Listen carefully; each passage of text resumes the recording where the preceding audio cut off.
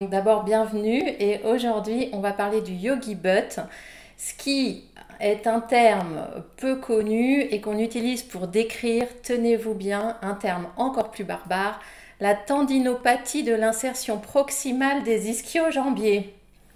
Ah, voilà de quoi on va parler aujourd'hui, je sais, ça fait rêver.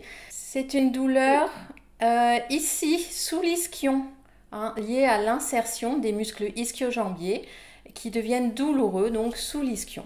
Bah oui, évidemment, je suis très heureuse de vous accueillir et puis je vous invite à écouter vraiment de manière concentrée cette intervention parce que vous allez voir, il y a plein de choses à dire. C'est vraiment un sujet que j'ai apprécié travailler parce que il est transversal. On va faire de l'anatomie, on va faire de la pathologie, on va faire de la rééducation et du yoga, donc c'est vraiment chouette. Comme je vous ai dit, je vous invite vraiment à intervenir, vous serez coupé au replay, donc sentez-vous libre. Si vous êtes timide pour allumer votre micro, n'hésitez pas aussi à parler dans le chat. Normalement, j'arriverai à suivre. Aussi, je ne mords personne et je fais des erreurs, vous en faites et c'est comme ça qu'on progresse, c'est parfait. Donc n'ayez jamais peur de me poser une question bête. Si vous vous la posez, soyez certain qu'il y a quelqu'un d'autre qui se la pose. Donc posez-la, c'est comme ça que vous retenez, que vous progressez et moi, je comprends aussi mieux vos besoins. Alors qu'est-ce qu'on va apprendre particulièrement? De l'anatomie sur le bassin et l'insertion des ischio-jambiers. Et donc ce qu'est le yogi butt. Mais de manière plus large, on va raisonner sur ce qu'est la tendinopathie ou la tendinite. Je vais vous expliquer la différence entre les deux. Et ça, c'est hyper intéressant parce que autant des yogi butt, bon, ok, vous en avez peut-être jamais entendu parler ou vous n'en avez pas souffert. Autant des tennis elbow, des tendinites d'Achille ou des tendinites d'autres endroits, vous connaissez forcément. Donc ça va vous intéresser aussi à ce titre.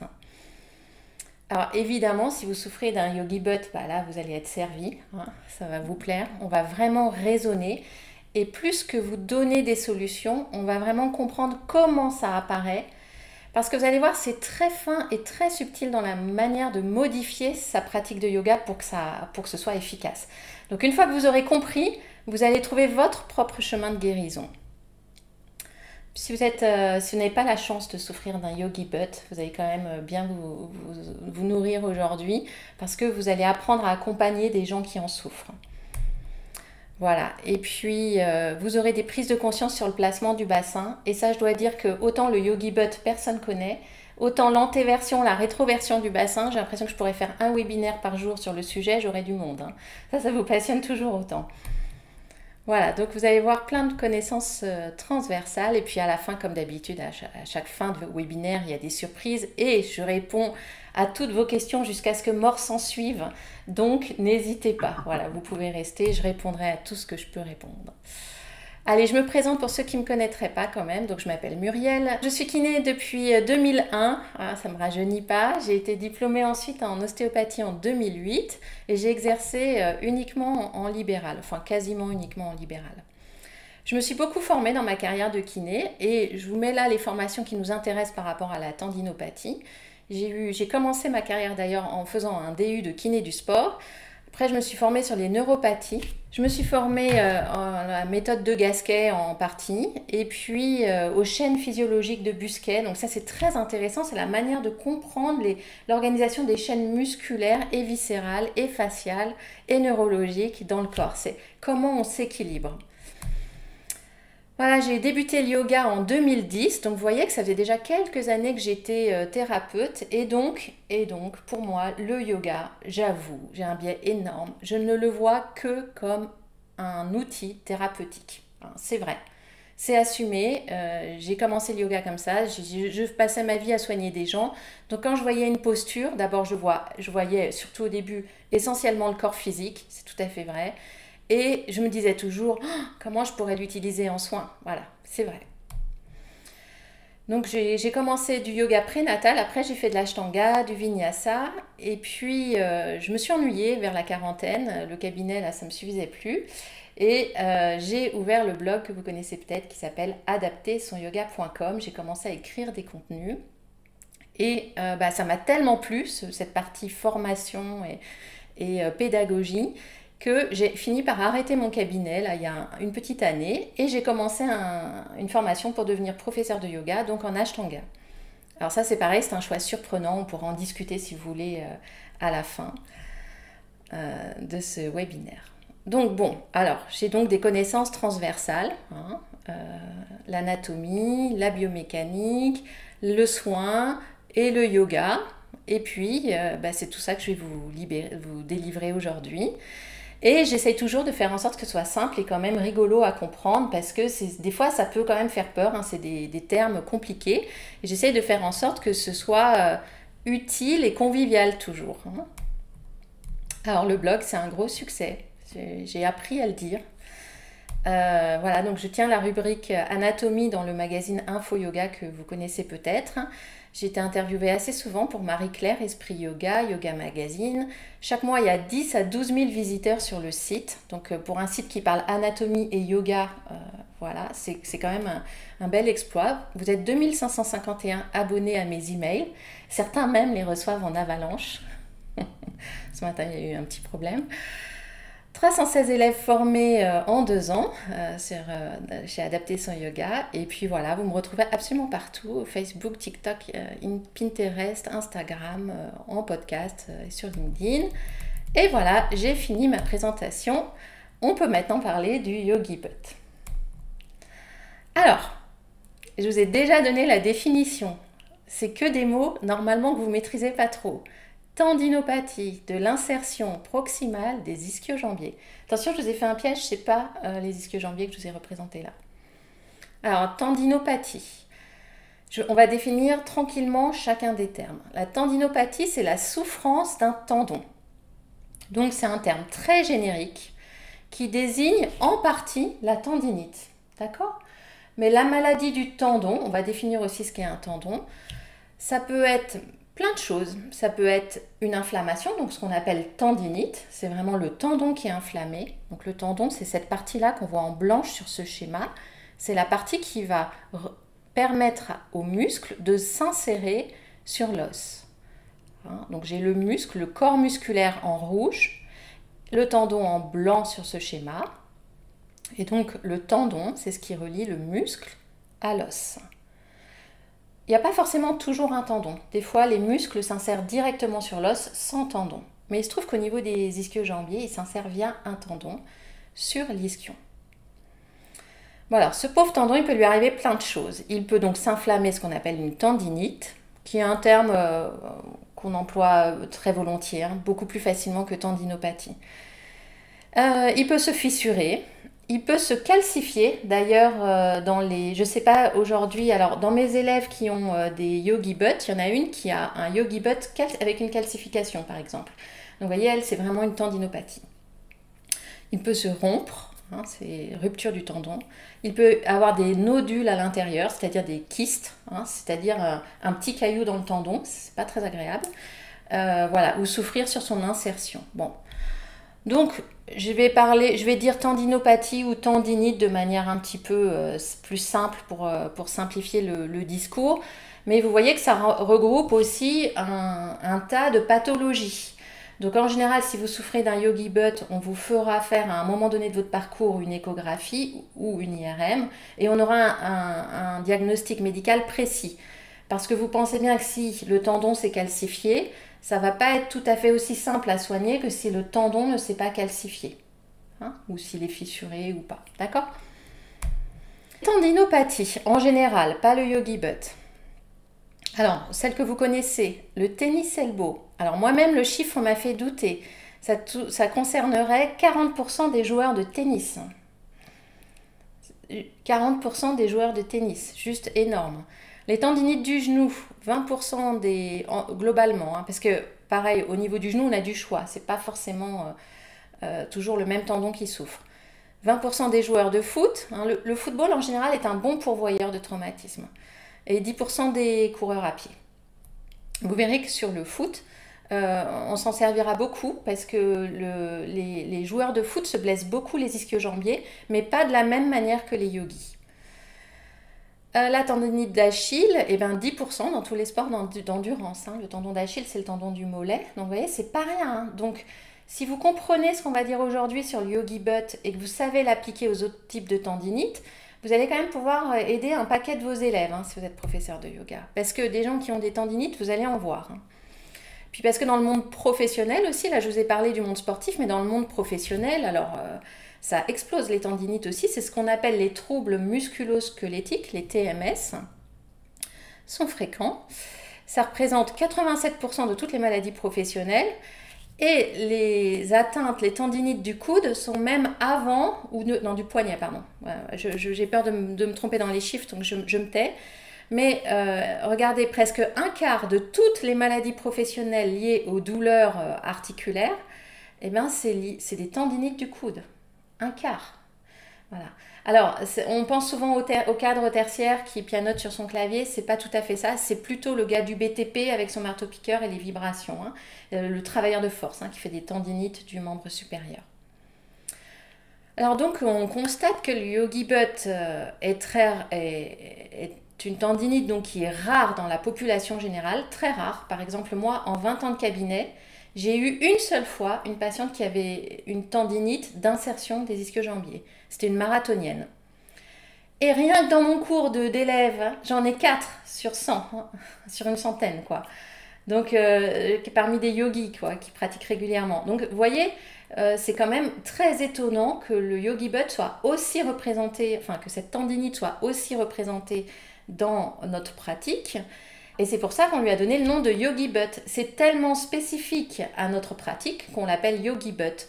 De la même manière qu'on appelle le tennis elbow le coude du tennisman, parce que 20% des joueurs non, 40% ont cette tendinite au niveau du coude. Donc là, le yogi butt, c'est vraiment spécifique. Alors ça implique plusieurs conclusions. C'est que quand vous allez chez votre médecin consulter pour un yogi butt, c'est rare et il n'y a que les yogis qui en ont. Donc il y a peu de chances que votre médecin sache bien le prendre en charge. Et ça va être un peu pareil chez votre kiné. Si votre kiné il n'est pas yogi, il ne comprend pas bien les spécificités du yogi butt.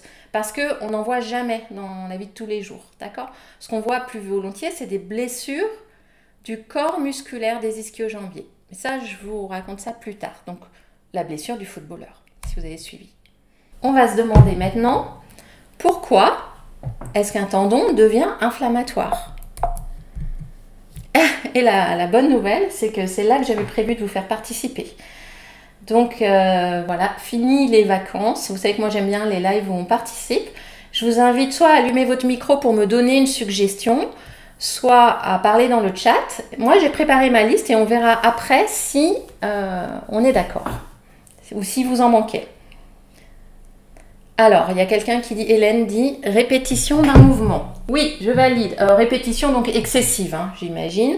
Voilà, et j'entends et je lis aussi trop de sollicitations, ce qui est tout à fait le cas. Ouais, il y a quelqu'un qui voulait parler. Oui, j'ai dit trop de sollicitations, mais ça a été dit. Voilà.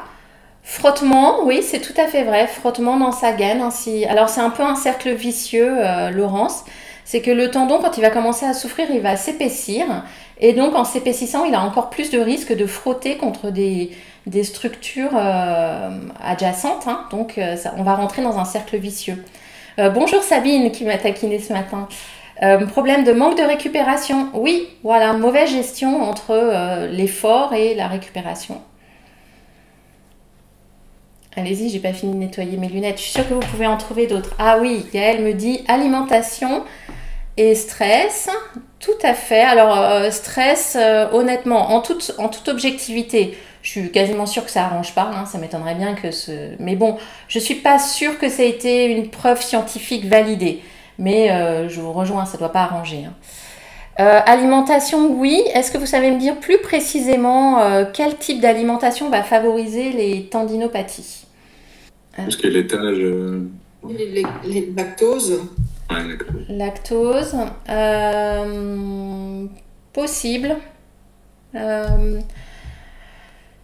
Pareil, pas sûr que... alors, excusez-moi, je réagis comme ça. Pourquoi ? Parce que j'aime pas vous donner des fausses vérités scientifiques. J'aime bien vous donner des choses qui sont avérées par la science. Alors, voilà, c'est ce que je vous disais. J'ai fait quelques petites recherches. Et en fait, vraiment, ce qu'on retrouve, c'est la consommation d'alcool, qui est un facteur de risque pour les tendinopathies d'Achille et la déchirure de la coiffe des rotateurs.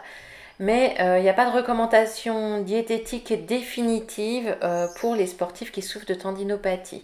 C'est le journal de la Société internationale de nutrition sportive de 2022. La viande Mais dans d'autres sports, oui. Ouais, la viande, hein. Ouais, tout à fait. Les protéines, hein. Les régimes hyperprotéinés. Parce que ça va faire artificiellement gonfler la masse musculaire. Et donc, dans certains sports, chez les culturistes par exemple, eux, justement, ils se supplémentent ils mangent des protéines carrément, ils se supplémentent pour justement faire gonfler le corps musculaire. Et c'est là qu'ils s'exposent beaucoup aux tendinites. Bon, c'est vrai que dans le monde du yoga, je pense que là, le risque de tomber sur quelqu'un qui ait une alimentation trop protéinée est quand même faible. Ouais, il y en a un que vous n'avez pas pensé, c'est pas tout à fait l'alimentation. Ah si, vous l'avez dit, c'est Anne-Marie qui l'a dit, problème d'hydratation, hein, tout à fait. Donc on peut en parler là, dans les séances de yoga où on ne boit pas. Je ne sais pas si vous faites boire pendant vos séances de yoga ou pas. Est-ce qu'il n'y a pas un problème d'ouverture de hanche, d'ouverture du bassin, etc. Alors pour l'instant, on cherche de manière générale ce qui peut faire souffrir un tendon. D'accord ?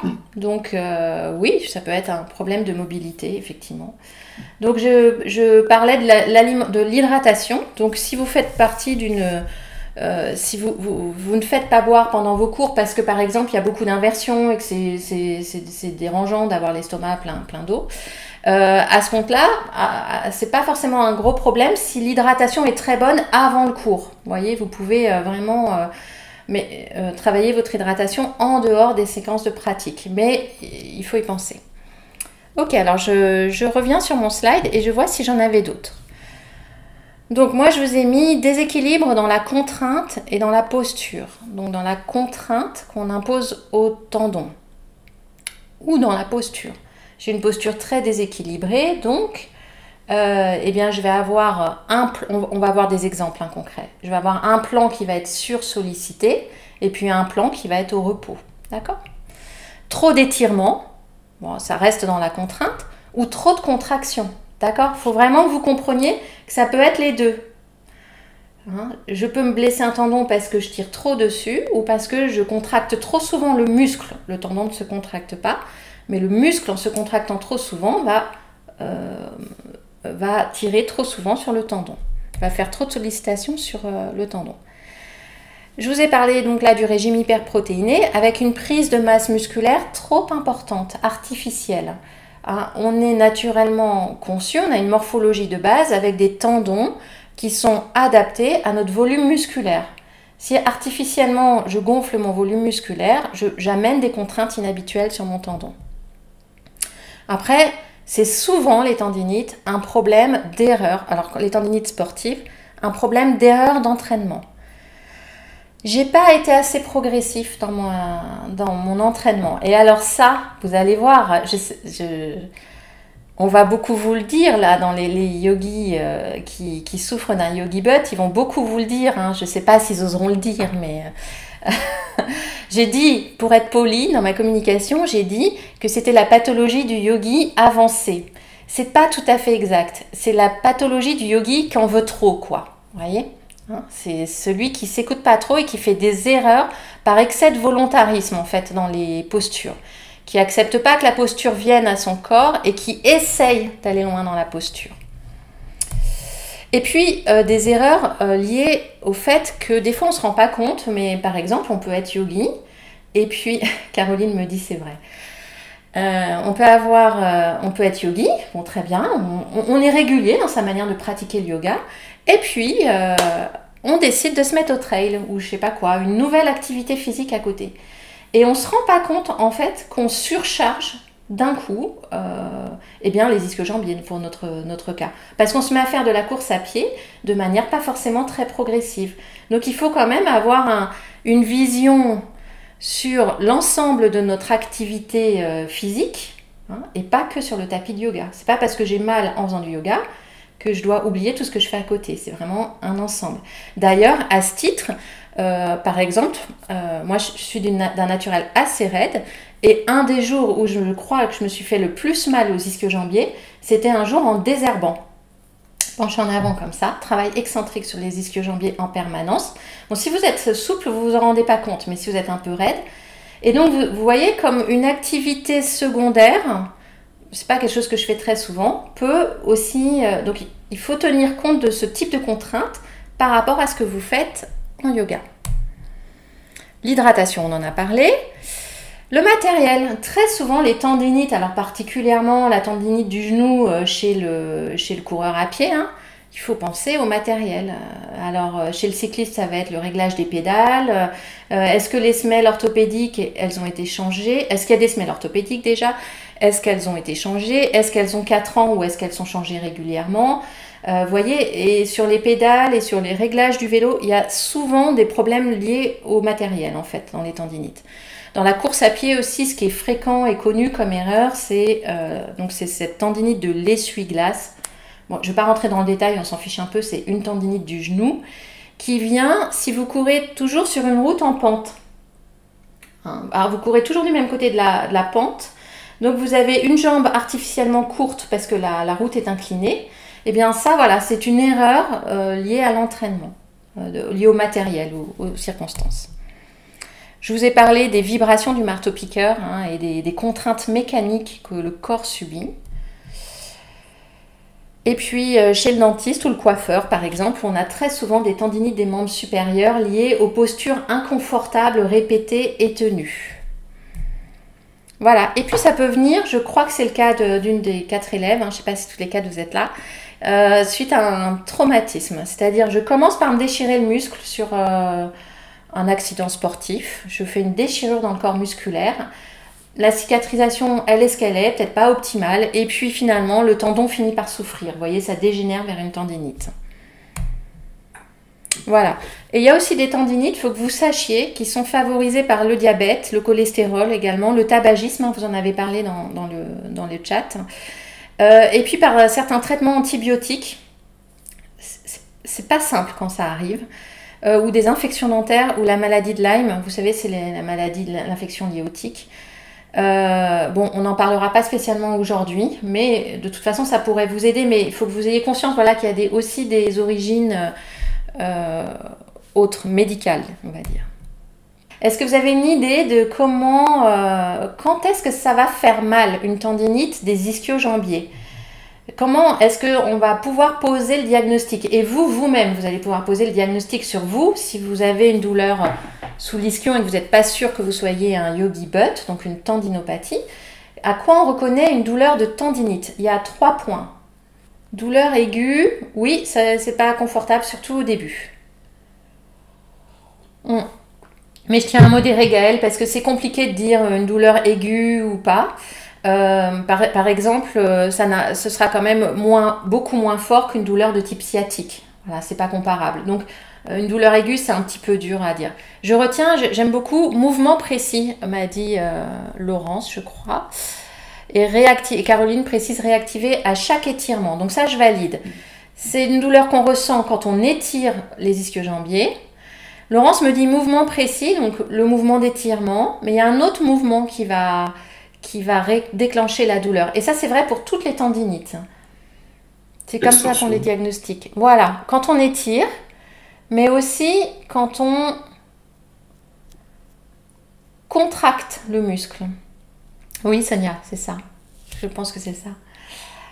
Donc, ça veut dire que... Et la troisième, c'est quand je palpe le muscle. C'est-à-dire, quand je palpe le tendon. Caroline me fait oui, c'est ça. Ouais.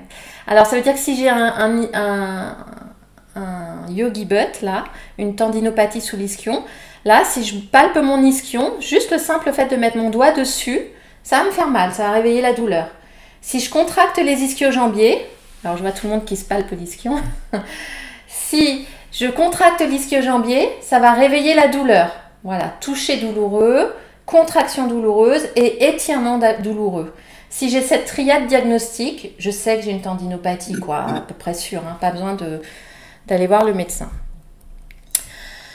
Voilà, et ce qui est vache sur cette douleur, et ceux qui en ont, vraiment sentez-vous libre d'intervenir parce que les témoignages, c'est très puissant pour les autres, hein, pour mémoriser, c'est que c'est une douleur qui, au début, elle va être minime. Vous allez commencer votre première salutation au soleil, vous vous penchez en avant, pof, ça étire, vous avez mal. Mais finalement, la troisième salutation au soleil, ça va mieux, vous ne sentez plus. Vous êtes monté en chaleur, la chaleur est montée dans votre corps, le tendon s'est échauffé et du coup, vous n'avez plus mal.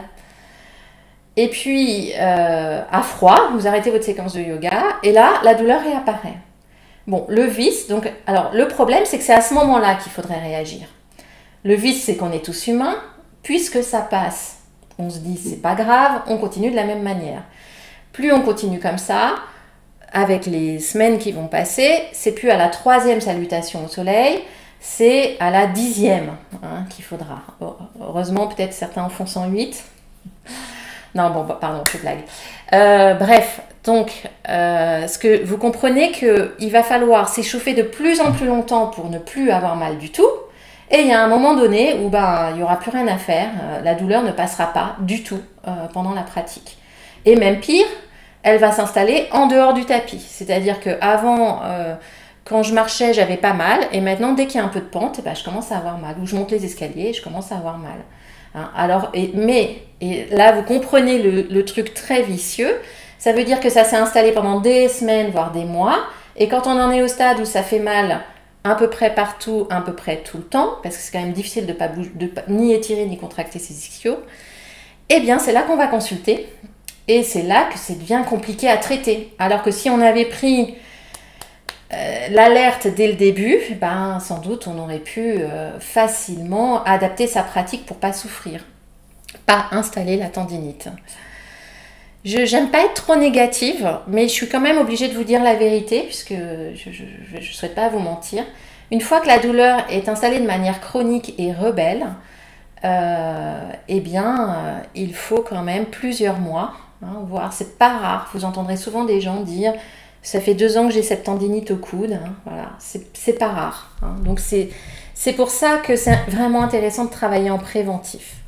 Alors, je vais vous lire le témoignage de Sabine qui nous explique comment ça lui est arrivé. Donc, pour elle, c'était un déséquilibre musculaire d'après sa kiné, avec trop de ski de rando, sans récupération, dans lequel elle a trop renforcé ses quadriceps, donc trop surchargé ses quadriceps, et elle n'a pas fait assez de renforcement musculaire des ischio-jambiers. Elle s'est mise au repos sportif trop tard. Elle ne s'est pas assez étirée. Et voilà, ça fait mal et c'est long. Elle dit quelque chose d'intéressant là, c'est sa kiné qui lui a donné son protocole de traitement et qui a analysé que c'était un déséquilibre par rapport à sa pratique sportive de ski de rando. Donc ça c'est vraiment important à comprendre aussi. Pourquoi j'ai voulu faire ce webinaire, c'est parce que les 4 élèves là qui souffraient d'un yogi butt dans mon groupe, elles m'ont demandé qu'est-ce que je dois faire. J'en sais rien. Ça dépend. Voilà, ça dépend de ce que tu fais, de ce que tu es, de ta vie, de ta posture. Et il n'y a qu'en faisant un bilan qu'on va pouvoir savoir. Et c'est ce qu'on va travailler aujourd'hui. C'est faire le bilan. Et Sabine confirme que son médecin ne savait pas trop, ne comprenait pas trop ce que c'était. Ce que je vous ai dit, c'est rare. Alors, donc, je reviens sur quelques petits fondamentaux. Je vais passer vite dessus parce que je suppose que tout le monde connaît. Mais si je vais trop vite et que vous ne connaissez pas bien, arrêtez-moi parce que ça vous sera utile pour bien comprendre la suite du cours. Je suis obligée de redéfinir l'antéversion et la rétroversion du bassin pour ce cours. Ça tombe bien, vous adorez à chaque fois. Alors les profs de yoga me disent toujours j'hésite à dire antéversion dans mes cours parce que j'ai toujours peur de me tromper de côté. Voilà, c'est très dur à retenir, je sais que c'est long et il n'y a pas de souci avec ça. Donc, il faut que vous compreniez que ça se définit par rapport à l'épine iliaque antéro-supérieure, le IAS. Le IAS, c'est un os qu'on a à l'avant du bassin. Voilà. Ici, vous pouvez palper votre bassin. On a 2 saillies osseuses. C'est cet os-là. Je vais vous le montrer sur un slide. Vous pouvez le chercher sur vous. Et donc, l'antéversion, c'est quand j'avance mon épine iliaque. La rétroversion, c'est quand je recule l'épine iliaque. Une autre manière de le visualiser si vous êtes assis, vous mettez les mains à la taille. Vous imaginez que votre bassin est une bassine pleine d'eau. Alors ça, tout le monde adore. Si vous êtes assise par terre, jambes tendues, ça marchera peut-être moins bien. Voilà, pliez les jambes. Surtout, je vois votre morphologie, vous pouvez plier les jambes, ça ira. Donc, j'ai les mains à la taille, comme si j'avais un seau ou une bassine pleine d'eau entre les mains. L'antéversion, c'est quand je fais couler l'eau devant moi, vers les jambes. La rétroversion, c'est quand je fais couler l'eau derrière moi. Et vous observez que mon dos s'arrondit. Est-ce que ça va? C'est clair pour tout le monde? Ou est-ce que vous voulez que je... Ça va, ça semble être bon pour tout le monde. Je reviendrai dessus s'il faut. Donc, c'est le mouvement de l'EIAS qui le définit. Je vous montre le IAS ici. Et j'en profite pour vous remontrer l'ischion, puisqu'on parle que d'ischion depuis le début du webinaire. Hein, l'ischion, donc l'os sur lequel on s'assoit. Mais ça, en yoga, vous le connaissez bien, parce que vous l'utilisez beaucoup pour vous guider. Et puis, vous l'avez tous déjà palpé pour vérifier si vous aviez un yogi butt. Donc, ça va, on est bien. Donc, maintenant, je vous montre les muscles ischio-jambiers. Alors, c'est donc le plan postérieur. Hein. On est donc de dos là. On regarde un schéma vu en arrière. On observe sur le bassin l'ischion. Et mon EIAS, elle est ici du coup. Elle est à l'avant. Hein. Alors, c'est un ensemble musculaire, un groupe musculaire de 3 muscles. On ne va pas rentrer dans les détails trop. Hein. Ils sont tous polyarticulaires. Ça signifie qu'ils ont des actions sur plusieurs articulations. Et ça, tout de suite, ceux qui me suivent en anatomie, vous savez qu'en thérapie, c'est des muscles qu'on aime beaucoup investiguer parce qu'ils ont un potentiel de nuisance important puisqu'ils touchent plusieurs articulations. Alors de nuisance ou d'équilibration, comme on veut. Hein. Mais en tout cas, on fait très attention aux polyarticulaires. Donc, vous voyez qu'ils vont avoir une action sur la hanche et une action au niveau du genou. Ils s'appellent ischio-jambiers parce qu'ils s'insèrent tous sur l'ischion et ils se terminent tous en anatomie dans ce qu'on appelle la jambe, c'est-à-dire la partie qui est sous le genou. Ok, donc j'ai 2 muscles internes, le semi-membraneux et le semi-tendineux, et un muscle externe, le biceps. Et après, c'est vous qui travaillez. À partir de là, c'est vous qui travaillez. Allez, essayez de deviner, ou dites-moi ce que vous savez de leur action musculaire. Qu'est-ce qu'ils font dans notre corps? Vous pouvez utiliser des termes simples, ça me va. Qu'est-ce qu'ils font comme contraction musculaire? Voilà, Laurence, c'est très bien. Plier le genou, exactement. Donc, c'est une flexion du genou. Voilà, ou fléchisseur de la jambe, je valide. Redresser le tronc. Laurence, je comprends ce que vous voulez dire. Quand on est penché en avant, ils vont nous aider à nous relever. J'imagine que c'est ce que vous voulez dire. Si vous voulez bien, je ne vais pas valider ça parce que j'aimerais quand même que ce soit un petit peu plus précis au niveau de la fonction. Alors, vous me dites extension de la cuisse. Oui, je valide. Oh, ça va trop vite. Extension de la cuisse, est-ce que vous savez tous ce que ça veut dire, une extension de la cuisse? C'est quand la cuisse part vers l'arrière, dans l'arrière de mon corps, vers l'arrière de mon corps. La flexion, c'est quand je rapproche le genou du ventre. L'extension, c'est quand j'amène ma jambe en arrière. C'est bon pour tout le monde, ça? Ok, donc j'ai bien l'extension de cuisse, j'ai bien la flexion du genou. Ok, je vois après rotation avec un point d'interrogation. Il y a quelqu'un qui n'a pas l'air super sûr là. Rotation, mais de quoi? De la tête? J'exagère. Rotation du genou, non? Voilà, rotation du genou, exactement. Rotation du genou, donc interne ou externe. D'accord? Puisqu'on a un groupe qui va faire de la rotation interne et un groupe qui va faire de la rotation externe. Pardon, je parle en ancienne nomenclature parce que j'ai été formée il y a longtemps. Rotation médiale ou rotation latérale, si vous préférez. L'extension n'a pas changé de nom. Et puis alors, il y a quelqu'un qui m'a dit quelque chose d'intéressant dans le... Ah ben c'est Caroline, tiens, bonjour Caroline, je te remets pas physiquement, visuellement, je sais pas qui tu es. Et tu me dis que ça entraîne le bassin en rétroversion s'ils sont trop courts. Est-ce que quelqu'un veut préciser ça? Laurence dit que ça rétroverse le bassin dans tous les cas. Alors qui a raison? Est-ce que ça rétroverse le bassin dans tous les cas ou que s'ils sont trop courts? Alors, et Gaëlle, vous me dites extension du genou. Bon, ça, non, je valide pas du tout. C'est une flexion du genou, c'est-à-dire ça plie le genou. C'est-à-dire, ça rapporte, quelqu'un a dit, ça rapproche le talon de la fesse. Ce qui est une flexion du genou. Et c'est très bien de se tromper, Gaëlle. Bravo. Je devrais donner un Oscar à celui qui tente une réponse sans trop savoir. Et c'est très bien. Voilà, c'est comme ça qu'on retient. Et vous riez en plus, donc c'est bien. Alors, ça rétroverse le bassin si les ischios sont mis en extension et s'ils sont courts. Ah, c'est pas clair alors pour vous cette histoire-là. Allez, j'arrête le supplice. Vous m'avez dit l'essentiel. Je vous montre sur un autre slide. Donc, vous comprenez bien tous, hein, Gaëlle, qu'il plie le genou. Hein. Donc, un muscle, quand il se contracte, il se raccourcit. Les deux insertions se rapprochent. On a dit que globalement, on va considérer qu'on a un seul muscle. Globalement, il s'insère sur l'ischion et il se termine dans la jambe. Globalement, hein, on retient ça, c'est déjà suffisant. Donc, on est tous d'accord pour dire qu'il plie le genou. Je pense que Gaëlle aussi maintenant. Et alors, la rétroversion, est-ce que c'est que s'ils sont courts ou c'est tout le temps en fait? Quand ils se contractent? C'est tout le temps. Eh ouais, c'est tout le temps en fait. Hein? Donc vous confondez là deux choses. C'est, s'ils sont très courts, c'est vrai que ça va avoir tendance à m'emmener en rétroversion dans ma posture au quotidien. Mais quand ils se contractent, ils font aussi une rétroversion du bassin. Ils sont capables de faire une rétroversion du bassin. Ça va, c'est clair pour tout le monde? Donc si on synthétise les actions, rétroversion du bassin ou extension de cuisse. Et je vous signale qu'en fait c'est la même chose. Ça c'est dur à comprendre, je le sais.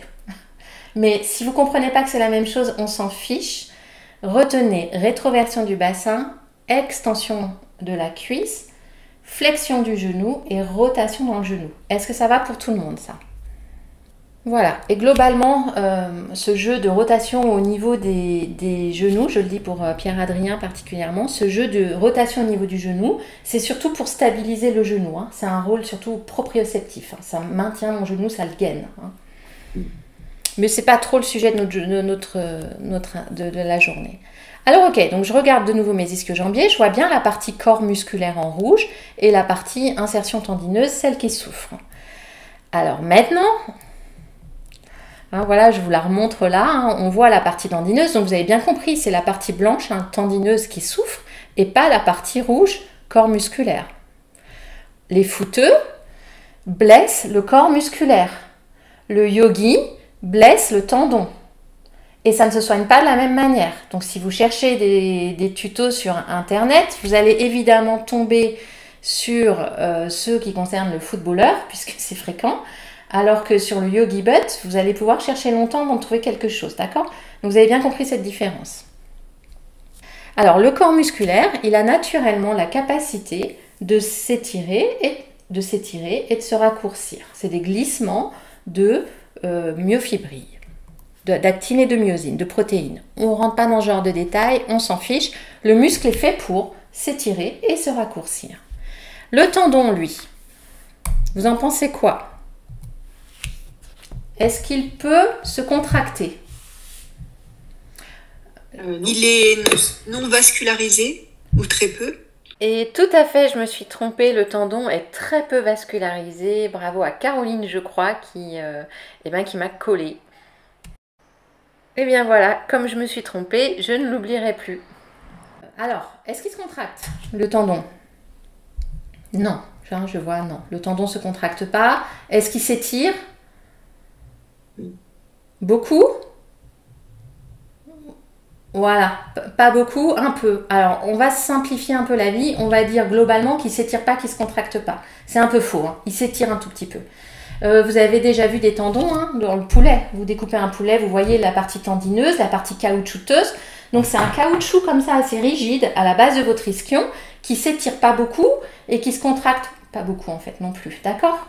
Hein? Donc c'est un morceau caoutchouteux de tissu conjonctif qui est donc passif. Hein? Il ne peut pas se contracter. Et c'est le corps musculaire qui s'étire et qui se rallonge. Quand je me blesse le muscle, c'est ce qu'on appelle une courbature, une déchirure, un claquage ou une béquille. Hein? Je prends un choc dans le corps musculaire. Et quand la pathologie du tendon, donc c'est la tendinite, la tendinopathie ou la rupture. Un tissu mou, c'est toujours 3 à 6 semaines de cicatrisation s'il y a eu une lésion dedans. Ok, allez, je continue parce que ça, c'était pas le plus important. Alors, comment on va faire pour contracter les ischio-jambiers?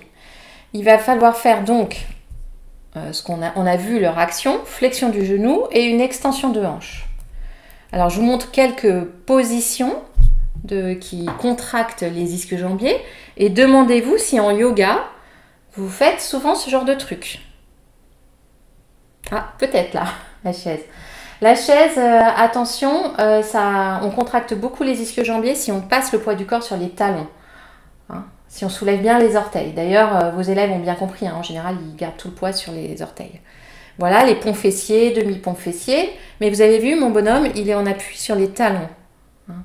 Si je me mets sur un Swiss ball, sur un ballon, un gros ballon de rééducation, j'ai dit Swiss ball, pardon, j'aurais pas dû dire ça, un gros ballon, 50 cm de diamètre, hein, ou sur une chaise, je vais encore plus travailler mes ischio-jambiers.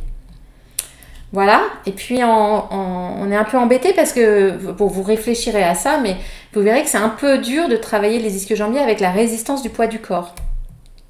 Voilà. Il y a le talon-fesse aussi en fitness, hein, qu'on fait.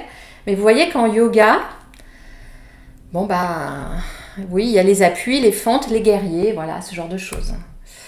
Et si on veut vraiment aller fort sur les ischio-jambiers, on est obligé de faire ce genre de choses, hein, voilà, pour utiliser le poids de son corps contre résistance. Donc là, la femme, en se relevant, elle fait bien une flexion du genou contre le poids de son corps. Donc ça, c'est hyper intense pour les ischio-jambiers. Ok ? Et comment on va les étirer? Comment on place le bassin pour bien étirer les ischio-jambiers? Alors, genou tendu, ça, bon, vous ne m'avez pas attendu pour le savoir. En rétroversion. Ah, on me dit rétroversion pour étirer et on me dit antéversion. Alors, il va falloir choisir. Ah mais je vous ai dit, hein, antéversion, rétroversion, je gagne à tous les coups. Quand il se Ah non, pardon, oui. Oui, en avant, c'est antéversion. Bravo de vous être trompé, c'est parfait, c'est comme ça qu'on apprend. La bassine d'eau, on essaie toujours d'amener nos élèves à faire couler l'eau devant vers les cuisses. Hein. Mais oui. Et oui, ils partent tous en rétroversion. J'étais vache, hein, je vous ai mis une photo en rétroversion pour vous montrer ce qu'on essaye de ne pas avoir. Hein. Donc pour bien étirer ces ischio-jambiers, on essaye d'avoir les jambes tendues, Stéphanie, mais on n'a pas forcément les genoux tendus. Hein. Il y a aussi une fausse croyance que souvent ont les profs de yoga, parce que vous, en général, vous êtes souple. Mais si vous avez en face un élève très raide, si ça se trouve, il a les genoux pliés, et pourtant il s'étire quand même les ischio-jambiers. Il ne peut pas faire plus. Même genoux pliés, lui, il s'étire les ischio-jambiers. C'est fréquent. Hein. Donc, je vous dis, vous allez vous étirer en vous penchant en avant, donc flexion de hanche, avec une antéversion si possible du bassin et l'extension du genou. Là, j'ajoute tout le temps, que tout le monde pense à étendre les genoux, débutant, confirmé, tout ce que vous voulez. Personne pense à placer le bassin. Hein. C'est-à-dire, c'est beaucoup plus intuitif de travailler sur le placement des genoux que de travailler sur le placement du bassin. Ok ? Mais ça, vous le savez. Hein.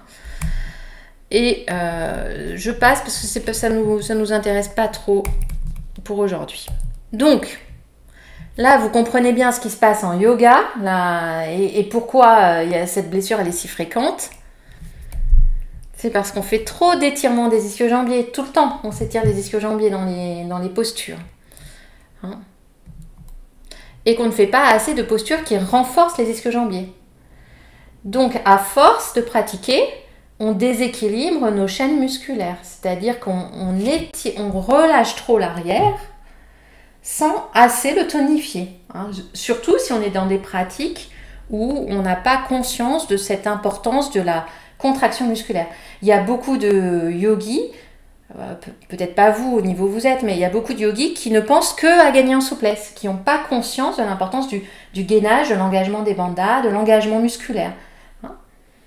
C'est aussi parce que les séquences de yoga sont très déséquilibrées. On s'étire beaucoup l'arrière des jambes et très peu l'avant. Allez, citez-moi des postures qui étirent l'avant des cuisses et demandez-vous combien vous en mettez dans vos cours de yoga, en général quand vous construisez vos cours de yoga, votre pratique. Oh, le demi-pont. Alors le demi-pont, ça étire pas du tout l'avant de la cuisse. Hein. Je veux dire, Ça va étirer quelqu'un d'extrêmement raide. Mais si tu es capable de faire la pince, de mettre la tête entre tes genoux, le demi-pont, ça étire pas. Balasana, tu as dit? C'est ça? Ouais. Bah, c'est pareil, Balasana, ça étire que les traits raides. Hein. Faut vraiment être raide pour s'étirer l'avant des cuisses. Enfin, vous, dites-moi, là, levez la main si vous voulez pour qu'on voit, qui sent un étirement à l'avant des cuisses en Balasana? Ah oui. Pardon. Voilà, ça arrive La au sauterelle. reste. La sauterelle, non. La sauterelle, ça contracte l'arrière, ça contracte le plan arrière du corps. Mais si c'est une variation simple avec les bras à la poitrine, ça va pas étirer beaucoup l'avant de la cuisse. Hein. Nataraj, le danseur, là. Le danseur, déjà, on se rapproche. Oui, Christelle, c'est bien, tu as retenu le moyen mnémotechnique, le chameau. Hein, voilà, le chameau, à la fois, ça contracte et ça étire. Oui, ça contracte aussi. Supta Vajrasana. Oh, pardon, je suis en live. Vajrasana, mince. Supta Vajrasana, excusez-moi, je vois plus. Vous pouvez me le traduire, j'irai chercher sinon. Et c'est pas dans la première série d'Ashtanga, je les connais pas en sanskrit. Le diamant couché. Bon, bah ça m'avance pas des masses. Si quelqu'un veut me montrer... L'assist-talon, quoi. Ah oui, d'accord, ok. Tout simplement assist-talon. Assis entre les pieds et on vient s'allonger vers l'arrière. Ah oui, alors ça va étirer, je suis d'accord. Ouais, très bien. Très bon choix. Difficile pour le genou, mais effectivement, ça étire. L'arc, je suis tout à fait d'accord. Et donc, moi, j'ai un moyen mnémotechnique pour mes élèves. Hein. Christelle, elle s'en souvient bien. Bravo, Christelle. C'est toutes les postures où vous allez attraper votre pied dans la main, mais dans votre dos. Tout ça, ça va marcher. Le Balasana, ça marche pas parce que tu es en flexion. Tu as la cuisse contre le ventre. Hein. C'est dans le dos, cuisse en extension. C'est là que ça va marcher. Alors maintenant, demandez-vous, il y en a combien des postures comme ça dans votre pratique de yoga par rapport à celles qui étirent les ischio-jambiers? Très peu. Très peu, hein, voilà. Et donc je vais vous montrer celles qui... Alors je reviendrai après là-dessus. Je vous montre toutes les postures qui étirent les ischio-jambiers. Je vous ai fait une petite sélection. Voilà, je vous fais pas le jeu dans le chat de ce qui étire les ischio-jambiers. Hein. Vous voyez que c'est complètement déséquilibré. Donc, si j'ai un yogi butt, que je passe ma vie à faire ces flexions qui, en plus, sont hyper agréables à faire, hein. C'est vrai, c'est addictif de faire des grandes flexions comme ça. Hein. Et si je pense jamais à faire des extensions, à équilibrer et à renforcer ces muscles-là, eh bien, je vais finir par complètement me déséquilibrer.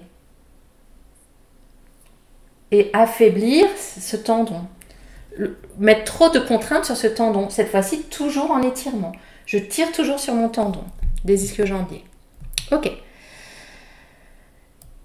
Est-ce que ça va? Hein? Donc globalement, pour l'instant, on a vu que ça arrivait souvent en yoga parce que on contraignait trop le tendon des ischio-jambiers avec trop d'étirements. Et surtout, pas assez d'étirement de contre-posture, si vous voulez, d'étirement de la partie avant. C'est-à-dire que si je ne veux pas déséquilibrer mon équilibre naturel, mes chaînes musculaires, si je fais 3 postures d'étirement de l'arrière du corps, je devrais en faire 3 de l'avant du corps. Donc ça, c'est rarement le cas. Et si je renforce l'avant du corps, je dois renforcer l'arrière du corps. Donc des postures qui renforcent l'avant du corps, c'est pareil, il y en a pas mal, mais par chance, en général, quand on renforce l'avant du corps, on renforce aussi l'arrière. Donc les postures qui renforcent les quadriceps, c'est par exemple la chaise, les demi-ponts, ce genre de choses. Et si on est bien placé sur les talons, ça renforce aussi l'arrière de la cuisse. Alors après, il y a eu le problème de la mode de l'antéversion systématique, mal comprise. Je n'ai rien contre l'antéversion, soyons clairs. C'est juste que il y a eu un discours un peu déformé qui a fait qu'il y a eu beaucoup de yogis qui se sont mis à me contacter en faisant tout en antéversion tout le temps, même ceux qui étaient déjà trop en antéversion. Donc l'antéversion, c'est très bien pour des morphologies raides comme lui. Parfait, viens travailler ton antéversion. Mais je ne vais pas encore amener une fille comme ça, encore plus en antéversion, d'accord? Vous voyez qu'elle est déjà trop antéversée. Vous voyez comme son ischion pointe vers le plafond. Et est-ce que vous devinez comme le tendon, là, il est étiré et contraint? Donc, c'est beaucoup, c'est en ça que je vous dis que c'est très fin. C'est pas tellement le fait de faire Uttanasana le problème. C'est la manière d'entrer dans Uttanasana pour cette yogi. Est-ce que ça parle à celles qui se sont blessées? C'est-à-dire, ah, je m'ouvre, je campe, j'antéverse bien et je descends. Bah oui, mais pas pour les postures déjà trop laxes. Alors, et donc, quand on est hyper laxe, excuse-moi Muriel, quand on est hyper laxe au niveau du dos comme ça, enfin, des ischio-jambiers aussi, on doit faire quoi? Eh bien, quand tu rentres dans ta posture, par exemple aussi, c'est valable dans les prasarita. Attends, je vérifie. Au lieu de venir chercher ça, hein, qu'on apprend, que le prof de yoga dit pour toutes les morphologies raides, c'est-à-dire 90% du cours, eh bien toi, tu dois au contraire venir chercher de l'engagement dans tes bandhas et descendre sur un dos maîtrisé. Donc tu amènes de la rétroversion dans ta tête. Et tu contrains moins la zone. D'accord. Est-ce que c'était suffisamment visible? Oui, merci Muriel. Voilà. Et là, je vois par exemple, je vous vois chez vous, donc je vois Laure, la manière dont elle s'assoit au sol et tout. Laure, bon, bah vous faites gaffe à l'antéversion, hein. Voilà, ça se voit, même sans voir votre bassin, je le devine. Hein. Vous devez faire attention à votre laxité. Vous devez travailler dans le sens de la rétroversion. Et moi, je suis quand même très stupéfaite de ça. Depuis que je tiens ce blog, vous savez que l'hyperlaxité, ça a été mon dada. Je suis très stupéfaite de voir des yogis avancés, professeurs de yoga, qui découvrent qu'ils sont hyperlaxes alors que ça fait 20 ans qu'ils font du yoga. Hein, qui connaissent pas cette manière d'être. Hein. Donc le prof, dans son cours, s'adresse toujours aux raides parce qu'ils sont majoritaires et qu'il a appris à donner ces consignes-là. Mais pour vous, ce ne sera pas intéressant. Donc surtout si vous avez un yogi butt. Alors j'ai raté des petits trucs dans le chat. Je vais prendre juste une minute pour regarder. Il y a Stéphanie qui me demandait le guerrier 1 pour la jambe arrière. Je suppose, je ne sais plus quelle était la question Stéphanie. Donc je ne sais pas si c'était pour... ah oui, ok, ça me revient. C'était pour étirer le plan antérieur. Donc le guerrier 1 pour la jambe arrière ne va étirer que le psoas. Hein. Or moi, je souhaite étirer le muscle de la cuisse à l'avant pour vraiment répondre aux ischio-jambiers. Hein. Donc c'est un étirement partiel de la jambe arrière, ça ne me suffit pas. Je veux vraiment le pied dans la main et à l'arrière de mon dos. Et ensuite, Sonia me dit, si je suis trop laxe, est-ce que je mets une épaisseur sous les talons dans Uttanasana? Alors ça, très bien Sonia, c'est un truc que je vous demande de tester. Je n'ai pas la réponse. Ça doit soulager vos mollets, donc ça vous permet peut-être de mieux positionner votre bassin en relâchant les mollets. Ça c'est un truc personnel qui a marché pour vous, donc c'est bien de le noter pour les autres. Peut-être que ça vous aidera, vous allez tester. Donc ça marche surtout bien si vous êtes raide sous les mollets. Si vous n'êtes pas raide sous les mollets, ça ne vous apportera pas grand-chose. Gaëlle me dit, mais si j'active mes bandhas là, avant de me pencher en avant, j'imagine, je ne sais pas comment... Ah oui, elle me dit que c'est pas naturel pour le placement du bassin. La question est, est-ce que le naturel est forcément bon? Hein, c'est-à-dire, si votre défaut, c'est d'être trop antéversé et de déjà trop solliciter la zone, vous avez peut-être intérêt à pas aller trop dans votre naturel. Moi, je peux vous dire qu'en règle générale, tout ce que le corps fait naturellement, moi, en tant que kiné, j'estime que c'est de la triche et je le corrige. C'est en général une compensation, pour le dire de manière plus jolie que triche. D'accord? Donc, c'est pas grave d'aller à l'encontre de notre naturel. Et donc, je vous dis, se méfier si course à pied à côté, hein, puisque c'était le cas dans les blessures. Bon, alors, vous vous souvenez de ça. Donc la solution, c'est quoi? C'est de faire un bilan, parce qu'il n'y a rien de systématique, et c'est de chercher chez vous vos pépites, ce qui ne va pas. Parce que si vous avez un yogi butt et que vous êtes hyper laxe et très antéversé, on ne va pas vous rééduquer de la même manière que si vous êtes comme lui. Alors, lui, par exemple, s'il avait un yogi butt, quelle consigne vous lui donneriez? Je le sors à tous les webinaires, lui. J'aime bien. De plier les genoux. Plier les genoux, parfait, tout le monde le voit bien. C'est normal, vous êtes habitué à corriger des profils raides. Et elle, vous lui direz quoi? Est-ce que plier les genoux, ça va l'aider? Pardon? J'ai pas entendu, pardon. D'arrêter de casser sa nuque aussi. Ouais, ok. Mais ça va pas beaucoup l'aider pour son yogi butt, mais ce serait pas inutile. Rétroversion du bassin, voilà Hélène. Donc vous voyez pourquoi, c'est pour ça que vous devez comprendre, vous, votre morphologie et comment vous fonctionnez, parce que je ne peux pas vous dire, vous, quel va être votre chemin thérapeutique pour sortir du yogi butt. Cette personne-là, je lui ferai plier les genoux et puis évidemment, s'il a la possibilité, revenir travailler plus en avant. Je lui dirais de mettre les mains plus hautes sur les cuisses, de s'appuyer sur ses bras pour avoir un meilleur positionnement du bassin vers l'antéversion. Et elle, je lui dis stop, c'est trop. D'abord, elle est en butée. Je ne sais pas si vous voyez ce que je veux dire. C'est-à-dire, elle va chercher trop dans sa souplesse. Je lui ferai aller moins loin. Elle ne va pas m'aimer comme prof, hein, je vous le dis. Elle ne va pas être d'accord au début. Hein. Et je la ferai s'engager dès le début au niveau des bandas. Donc, avant même de se pencher en avant, engage le périnée, engage le transverse abdominal. Oui, pardon, quand je parle des bandas, Caroline, je vais le dire en termes anatomiques, le périnée et le muscle transverse abdominal. Celui de la gorge m'intéresse moins pour mon yogi butt. Je vais vraiment travailler l'engagement, le gainage, si vous préférez, au niveau du bassin. Alors, j'ai serré mon périnée, j'ai serré mon nombril. Légère rétroversion pour elle, parce qu'elle est trop antéconversée. Et je bascule en avant en gardant ce placement du bassin. Anne-Lise me demande, est-ce qu'en rentrant la tête, son bassin effectuerait une rétroversion? Je pense pas chez elle. Parce que, mais ça pourrait l'aider. Il faudrait tester chez quelqu'un d'autre, mais chez elle, je pense pas. Je pense que elle, ce qui l'aiderait à trouver, c'est de remonter un peu les mains, peut-être de fléchir un petit peu les genoux, et de replacer à partir des genoux un petit peu fléchis les mains, et après d'aller de nouveau chercher les genoux tendus. Mais en vérité, quand on en est à ce stade-là, le plus simple, c'est de recommencer la posture. C'est la manière d'entrer dans la posture qui est pas bonne, qui est trop excessive. Donc voilà, alors quel conseil on donne en cas de yogi butt? Est-ce qu'on dit plier les genoux ou arrondissez légèrement le bas du dos? Je l'ai dit de manière, vous voyez, plus simple que vous.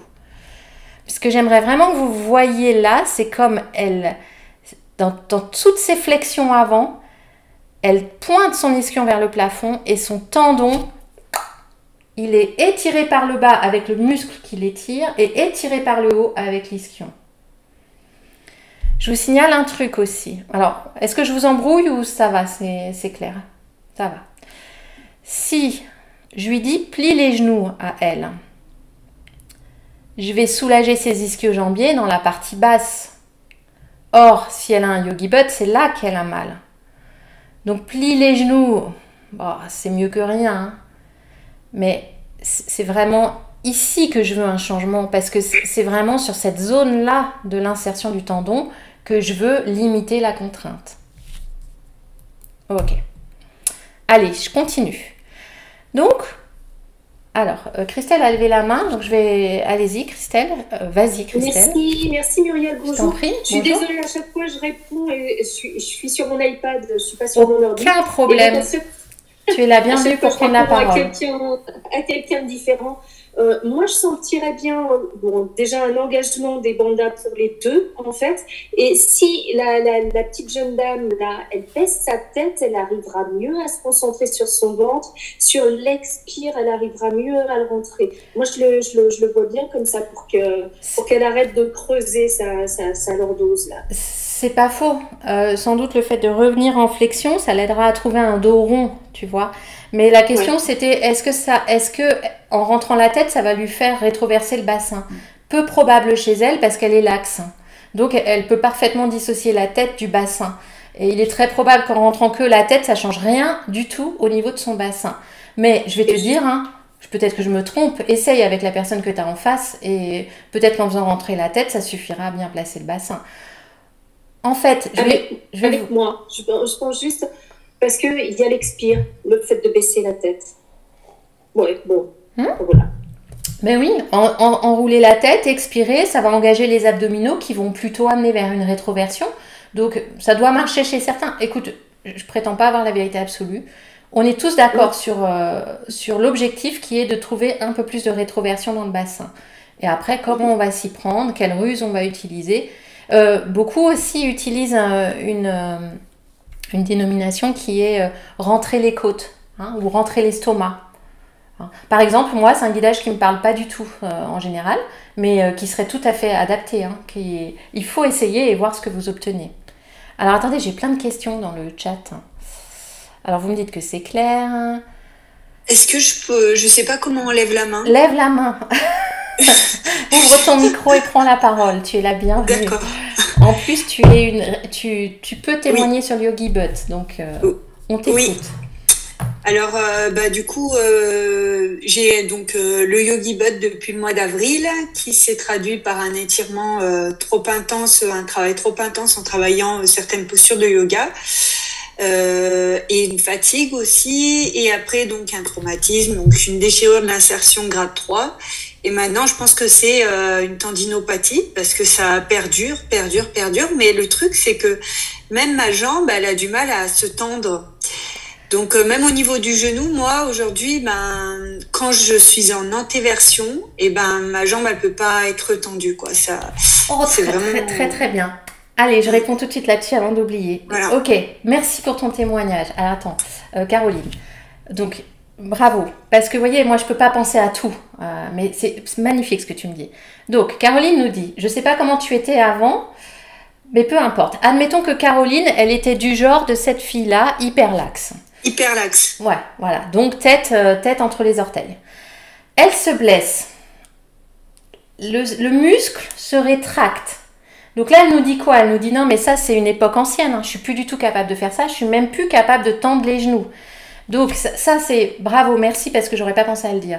Ça veut dire que si vous êtes blessé depuis longtemps, il faut revenir au stade des étirements très faciles. Votre muscle, il est blessé. Il ne faut pas lui imposer un étirement intense comme vous étiez capable de faire. Il faut lui proposer une progressivité dans des étirements très simples. Donc si c'est genoux pliés, c'est très bien, c'est genoux pliés. Et à votre avis, pour Caroline, est-ce qu'il vaut mieux qu'elle... Admettons qu'elle soit dans Dandasana, ou que vous voyez qu'elle veuille faire un étirement des ischio-jambiers assise en Dandasana, posture du baston. Est-ce que vous lui conseillez plutôt de plier les genoux?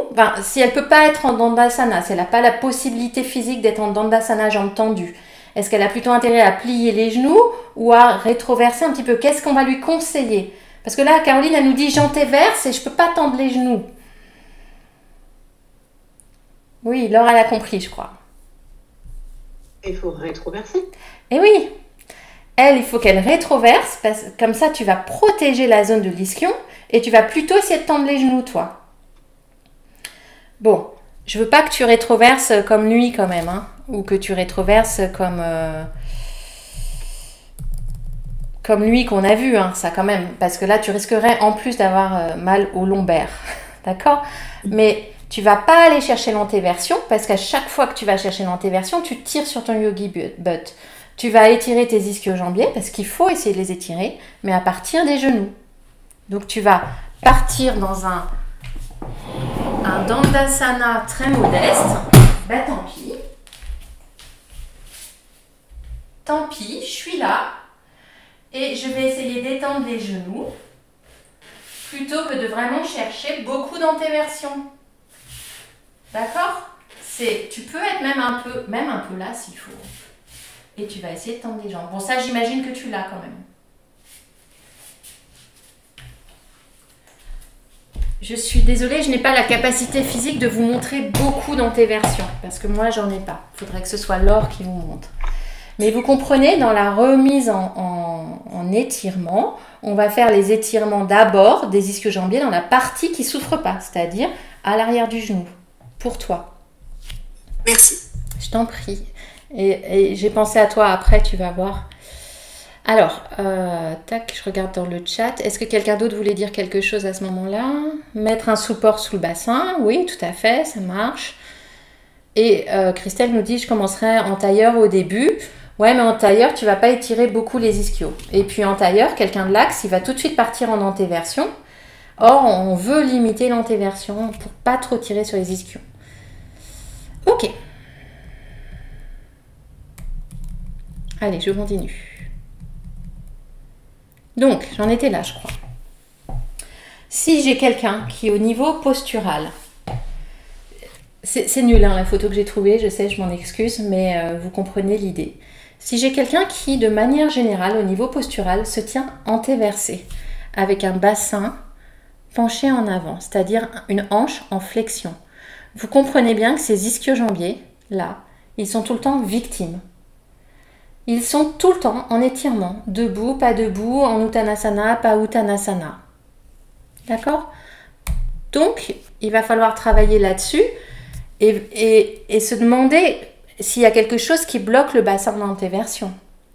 Ça peut être le psoas à étirer. Je vous renvoie vers des articles, mais ça, c'est pour ça, ça se teste. Est-ce que le psoas est bien souple? Et ça peut être des tensions des muscles avant de la cuisse.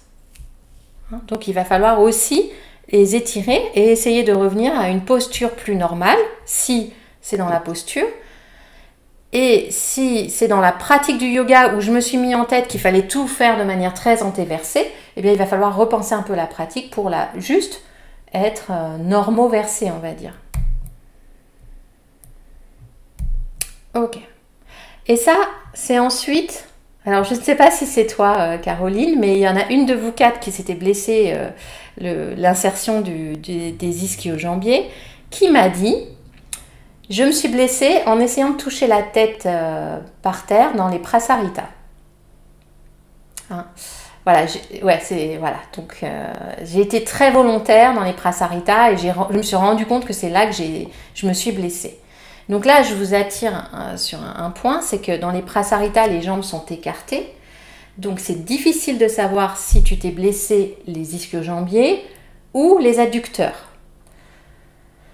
Alors maintenant, le diagnostic est posé, donc tu as dû faire échographie, IRM et tout, mais si vous n'avez pas de diagnostic précis, il faut se poser la question aussi si c'est pas sur l'insertion des adducteurs que se pose le problème. Et donc là, c'est dans l'abduction, c'est en écartant les jambes que vous allez recréer l'étirement.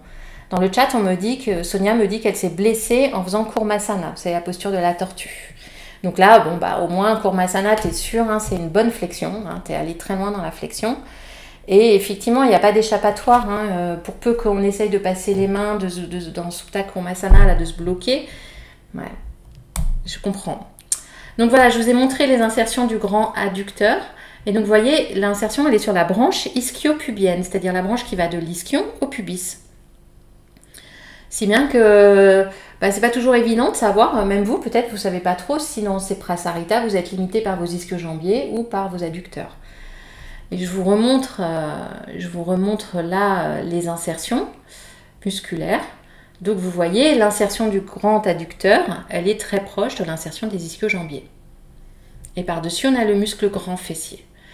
Donc c'est toute la différence entre les pinces avant, Uttanasana, où on fait de la flexion pure, donc c'est les ischio-jambiers, et les prasarita, jambes écartées, flexion jambes écartées, on est plus sur les adducteurs. Ça va pour vous ou je vous perds complètement? Non, mais vous comprenez maintenant pourquoi je fais pas mes lives à 20h. Hein. Tout le monde me dit 20h, fais tes lives en soirée. C'est dur à suivre, je le sais. À 20h, c'est trop tard, je le sais.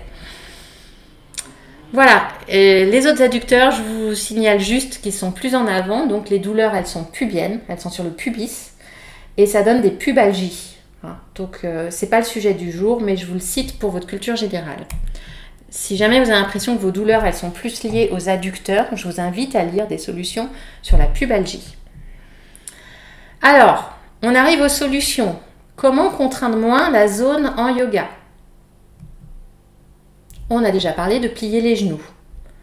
Hein, donc, je vous ai dit que ce n'était pas forcément hyper pertinent. Ce le sera si on est sur quelqu'un de raide. Et sinon, on va plutôt chercher à ramener de la rétroversion. Alors, est-ce que les rotations du genou peuvent avoir un impact? sur les ischio-jambiers. Par rapport à ce qu'on a dit tout à l'heure à leur action. Ben oui, puisque ça participe à... Exactement. Ça veut dire que quand on est vraiment embêté, hein, comme Caroline, ou il y avait Daphné aussi, Karine, et puis Kikounette. Alors ça, je me souviens plus du prénom. Quand on est vraiment embêté comme ça, qu'on cherche un chemin pour réussir à faire une posture sans créer la douleur, eh bien, si par exemple, du coup, là, Caroline, tu travailles genou fléchi dans certaines postures, puisque tu peux pas faire autrement, amuse-toi à faire varier la position de tes pieds.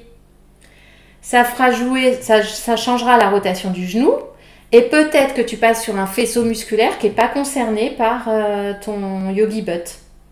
J'ai remarqué, oui, effectivement, quand j'appuie plus sur mon pouce vers l'intérieur, donc là j'ai plus de douleur, et quand je suis plus sur l'extérieur, j'ai moins de douleur. Voilà, super. Et alors je sais pas si je fais bien, mais je cherche, bon bah ça c'est moi, hein. Je cherche à ramener le poids vers le pouce où ça me fait mal parce que j'ai l'impression que du coup je travaille mieux sur l'étirement. Bon bref, ouais. Très bonne question. Faut-il forcer ou pas sur une tendinite? C'est vrai que j'ai pas répondu à cette question. Non, mais c'est peut-être utile. Non, faut pas forcer. Il faut trouver le chemin qui te permet de pratiquer et de faire ton sport sans déclencher la douleur. C'est un chemin dans l'intensité. Je mets moins d'intensité dans la posture ou moins d'intensité dans le ski de rando ou dans, je sais pas, tes sports, la course à pied. C'est un chemin dans le positionnement.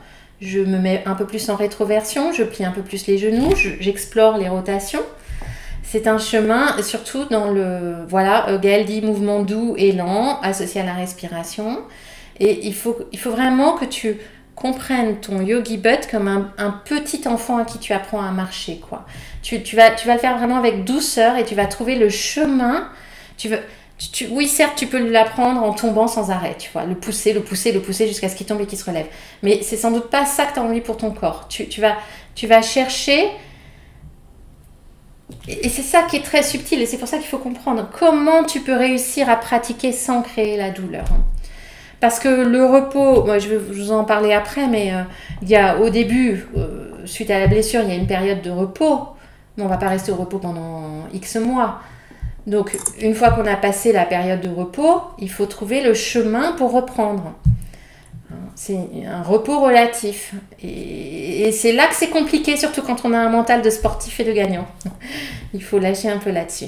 Christelle dit compression légère. Tout à fait, Christelle. Ça marche très bien pour les tendinites.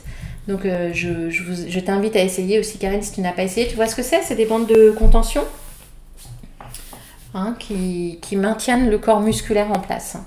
Et ça, on ne sait pas trop dire pourquoi, mais ça marche bien en général chez les sportifs, surtout course à pied. Peut-être pas en yoga, ça t'aidera peut-être pas trop. Quelque chose me dit que ça t'aidera plus sur les sports en contraction musculaire.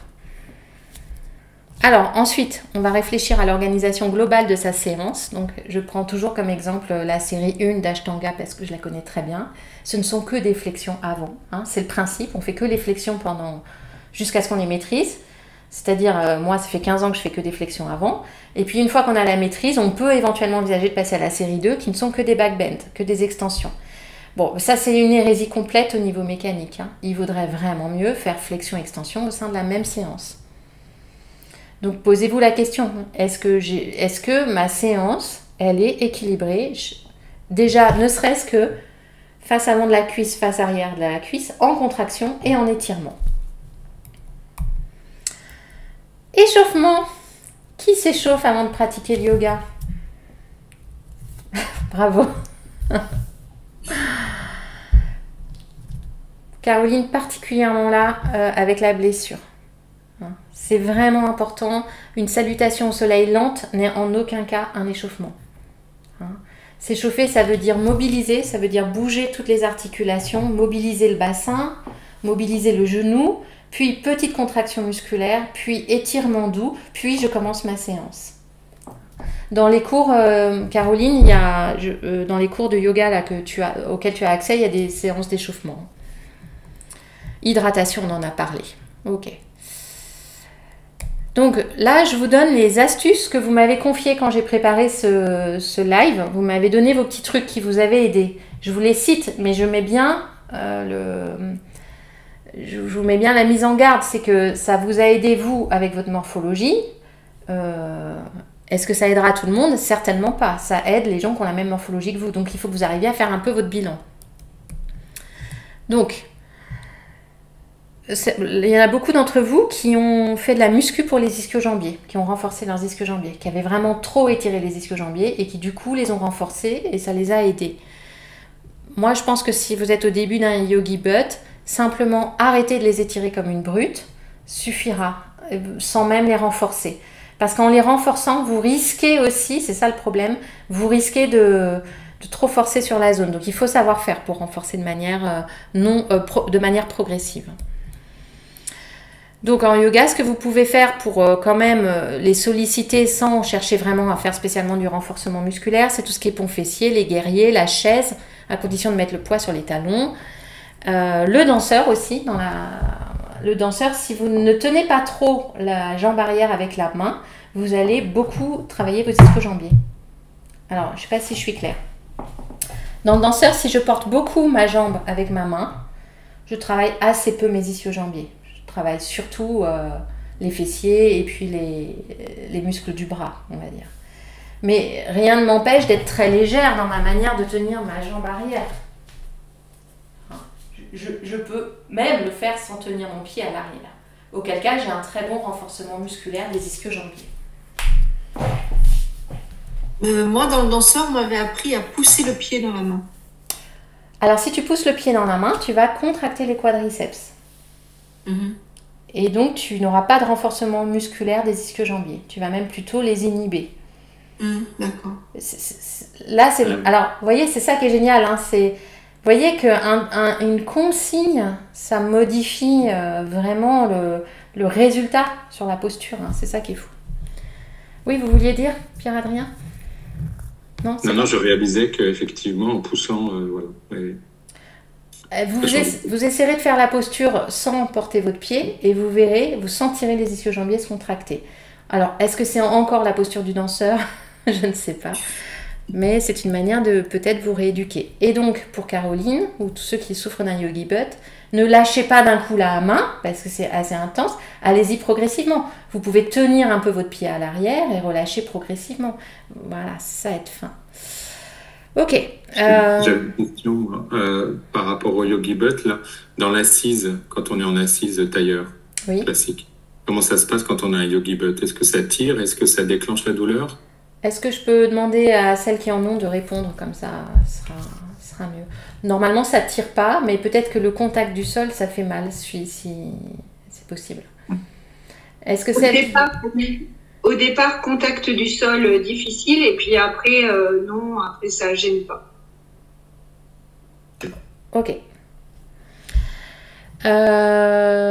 Tchac. L'une de vous m'a dit, j'ai pris l'habitude de contracter mes grands fessiers. Ça protège mes ischio-jambiers, ça me fait du bien. Et elle a tout à fait raison. En contractant ces grands fessiers, ça fait une rétroversion du bassin. Donc, vous voyez, ça... Est-ce que c'est évident pour tout le monde que les grands fessiers sont rétroverseurs? Donc, ça protège l'insertion haute des ischio-jambiers. Ok. Quelqu'un m'a dit, je me suis étiré les mollets et ça m'a fait beaucoup de bien. Ok, si ta pépite, et donc ça rejoint aussi le conseil que donnait peut-être Sonia tout à l'heure de mettre une cale sous les mollets. Et ben oui, si ta pépite c'est t'as vraiment dans ton bilan qui ressort des mollets très raides, bah oui, rééquilibrer ce qui va vraiment pas chez toi, ça va t'aider. À distance, même si on est un peu à distance du yogi butt.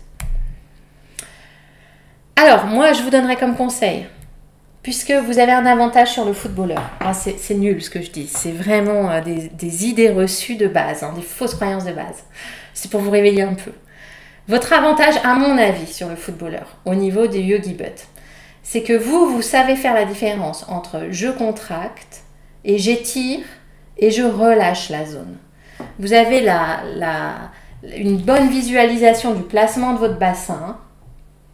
Bon, je vous dis ça parce que j'ai travaillé avec des footballeurs qui étaient des footballeurs de loisirs. J'imagine qu'à haut niveau, ils comprennent ce genre de placement de bassin.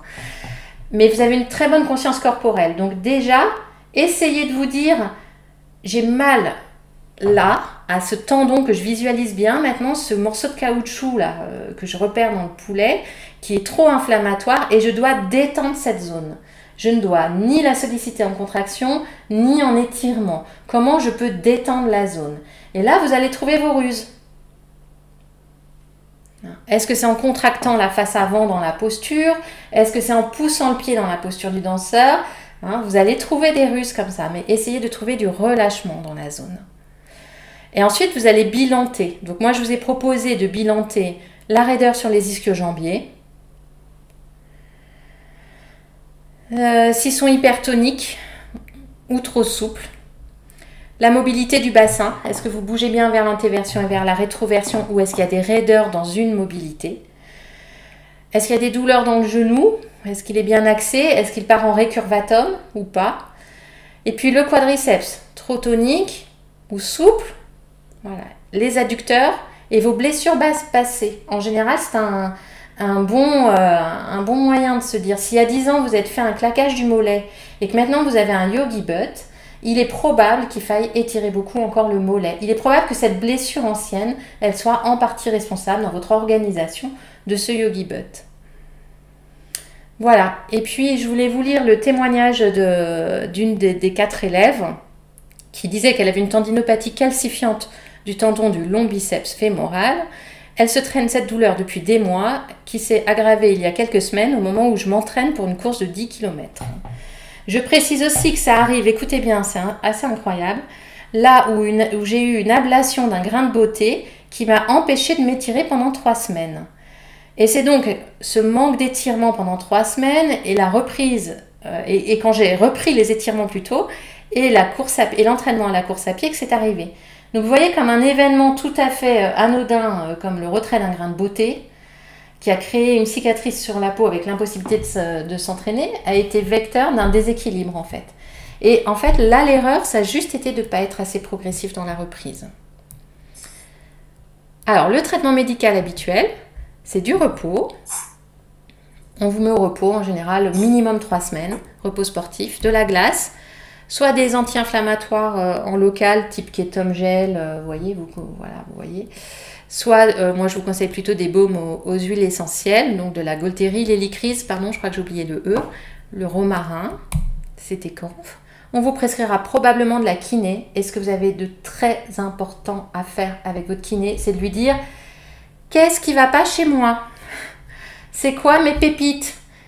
Est-ce que mon bassin ça va? Est-ce que mes ischio-jambiers sont raides? Est-ce qu'ils sont trop souples? Est-ce que mon quadriceps? Il ne va pas comprendre pourquoi vous lui posez toutes ces questions. Mais vous, après, vous saurez traduire en yoga ce que vous avez besoin de travailler. Donc, ce qui est très important chez le kiné, c'est son travail, bien sûr, mais c'est surtout son travail intellectuel et le bilan qu'il va faire de vos déséquilibres.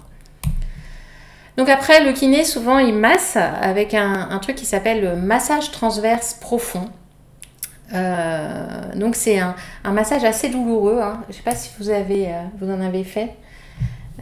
Celui qui a inventé la méthode dit que le plus dur au début, c'est de maintenir le patient sous ses doigts, parce que ça fait mal. Donc il masse comme ça en transverse, il fait saigner un peu le tendon pour justement le revasculariser. Enfin, c'est l'idée. Je ne sais pas si on arrive à faire vraiment saigner le tendon. Donc comme c'est compliqué, on peut masser aussi avec le coude, ou quelqu'un disait avec des balles. Voilà, pour assouplir. Voilà, Caroline me dit avec le coude, voilà, parce que ça sent le vécu. Voilà, au pistolet à massage aussi. Voilà. Ah bah bonjour Eric, je ne savais pas que tu étais là. Voilà, donc tout ça, c'est des choses qui se font. Et donc vous pouvez en auto à la maison voir avec le massage. En général, non, on conseillera plutôt la glace que la chaleur. Hein. Il y a quelqu'un qui parle de chaleur. Qui me parle de massage avec l'huile tiède sont utiles. En général, on recommande plutôt la glace sur les douleurs inflammatoires. Mais Sonia, je vais vous dire un truc. Faites et vérifiez chez vous. Voilà. Parce que ça dépend de pas mal de facteurs. Par exemple, si votre yogi butt est très ancien et qu'on est plus sur un tendon fibrosé, rétracté, que sur un tendon inflammatoire du début, il est possible que la chaleur vous soulage plus. Mais bon, je préfère dire glace, que tout le monde retienne glace pour aujourd'hui.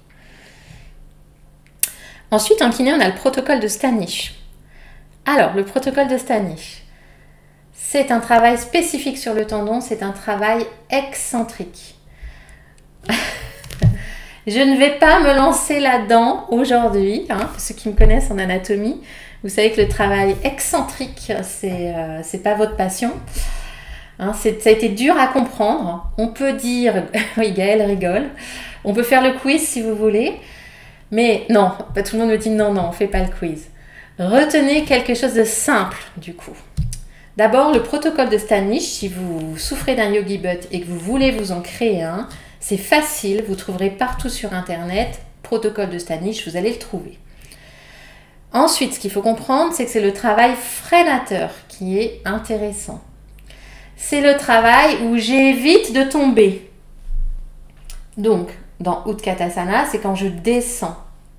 D'accord? Ce travail qui ralentit la chute. Et puis, il y a des protocoles avec des ondes de choc.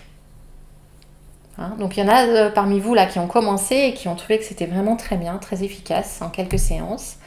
Et puis, alors, il y a tout ce qui est infiltration de PRP, de cortisone. Tout ça, c'est controversé sur les tendons. On ne sait pas trop si c'est efficace ou pas. Mais donc, on ne vous les proposera pas en première intention. On va d'abord essayer vraisemblablement la kiné, le repos, la remise, la rééducation fonctionnelle donc. Et puis ensuite, si on n'y arrive pas, onde de choc. Et si on n'y arrive pas, infiltration. Et sur certaines tendinites, on peut aller jusqu'à la chirurgie. On peigne le tendon. Voilà, le chirurgien le libère. Ça dépend de la problématique du tendon. Je crois que je vous en ai assez dit et que vous saturez.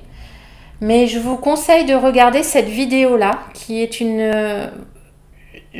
allez, je vous montre juste un tout petit bout. Vous voulez bien? Donc c'est de la rééducation fonctionnelle qui a été faite par le centre médical de Clairefontaine, donc pour les footballeurs de haut niveau. Et c'est très intéressant parce qu'il vous donne plein d'exercices excentriques. Donc... attention, c'est pour des footballeurs de haut niveau. Ça signifie vraisemblablement que c'est trop dur pour la plupart d'entre vous et que vous allez devoir choisir, hein, Caroline, parmi les exercices les plus faciles. D'ailleurs, je ne vais pas vous montrer les trop durs, vous irez les voir tout seul. Je vous montre ce qui est un exemple d'exercice freinateur, excentrique. Voilà, je descends, j'évite la chute, je ralentis la chute. Alors, regarde, pardon, vous voyez mon écran là? Vous voyez le footballeur? Ok. Donc, là, ce qui est intéressant à comprendre, c'est quand il ralentit la chute, il travaille ses ischio-jambiers. Vous voyez, en encadré, il le fait sur une jambe pour que ce soit plus dur. Ce que vous devez comprendre, c'est que quand les jambes s'éloignent, c'est du travail excentrique, donc c'est intéressant pour la rééducation. Et quand on revient, il ne faudrait pas le faire avec la jambe malade, il faudrait le faire qu'avec la jambe saine, parce que c'est surtout le travail excentrique qui est intéressant. Je vous montre quelque chose de plus simple pour Caroline, qu'elle n'aime pas me faire le plus dur. Voilà, ça j'aime bien. Ça, quand on est très blessé sur son Yogi Butt, ça va être génial. On va progressivement vers l'étirement des ischio-jambiers, doux et tranquille. Et vous faites un protocole là-dessus. Ce qui ne va pas, lui, c'est qu'il revient. Le retour n'est pas intéressant. Je voudrais faire que l'aller. Donc vous faites le retour avec une sangle, vous faites le retour autrement. Donc vous en trouverez plein des exercices. Mais ce que je vous demande vraiment, je vous demande de réfléchir à ne faire que la partie de travail freinateur. Et vous vous construisez un protocole à partir de où vous en êtes actuellement. Parce que ce sera très variable en fonction de votre stade de Yogi Butt. C'est pour tous les tendons. Eric me demande si c'est pour tous les tendons ou uniquement pour les ischio-jambiers. C'est pour toutes les tendinites.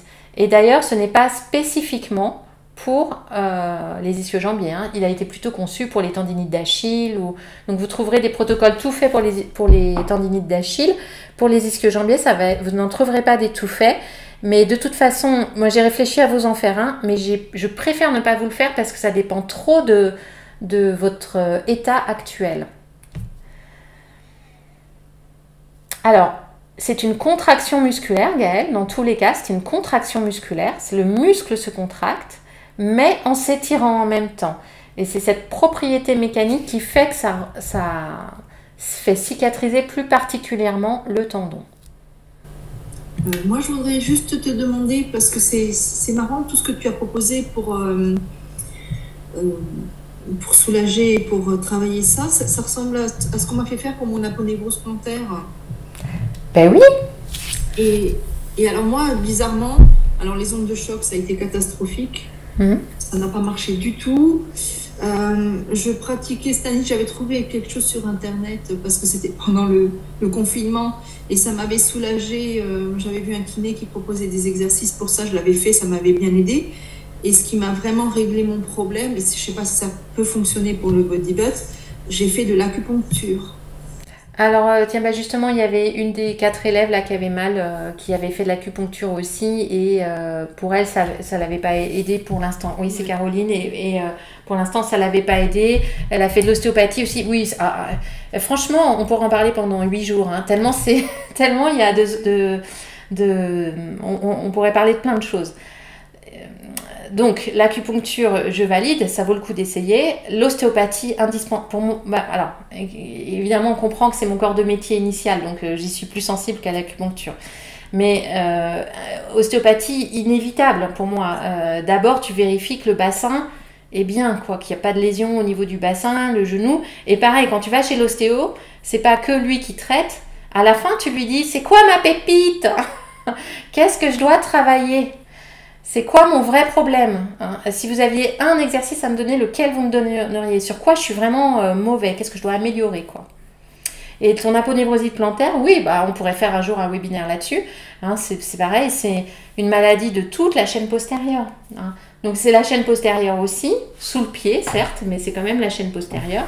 Et c'est du tissu facial aponevrotique, donc comme le tendon, hein, c'est du tissu conjonctif.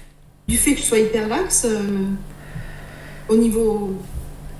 Moi, pour étirer mes ischio-jambiers dans la pince, par exemple, il faut vraiment que je pousse. Tu n'arrives plus à les étirer. Et tes mollets sont bien?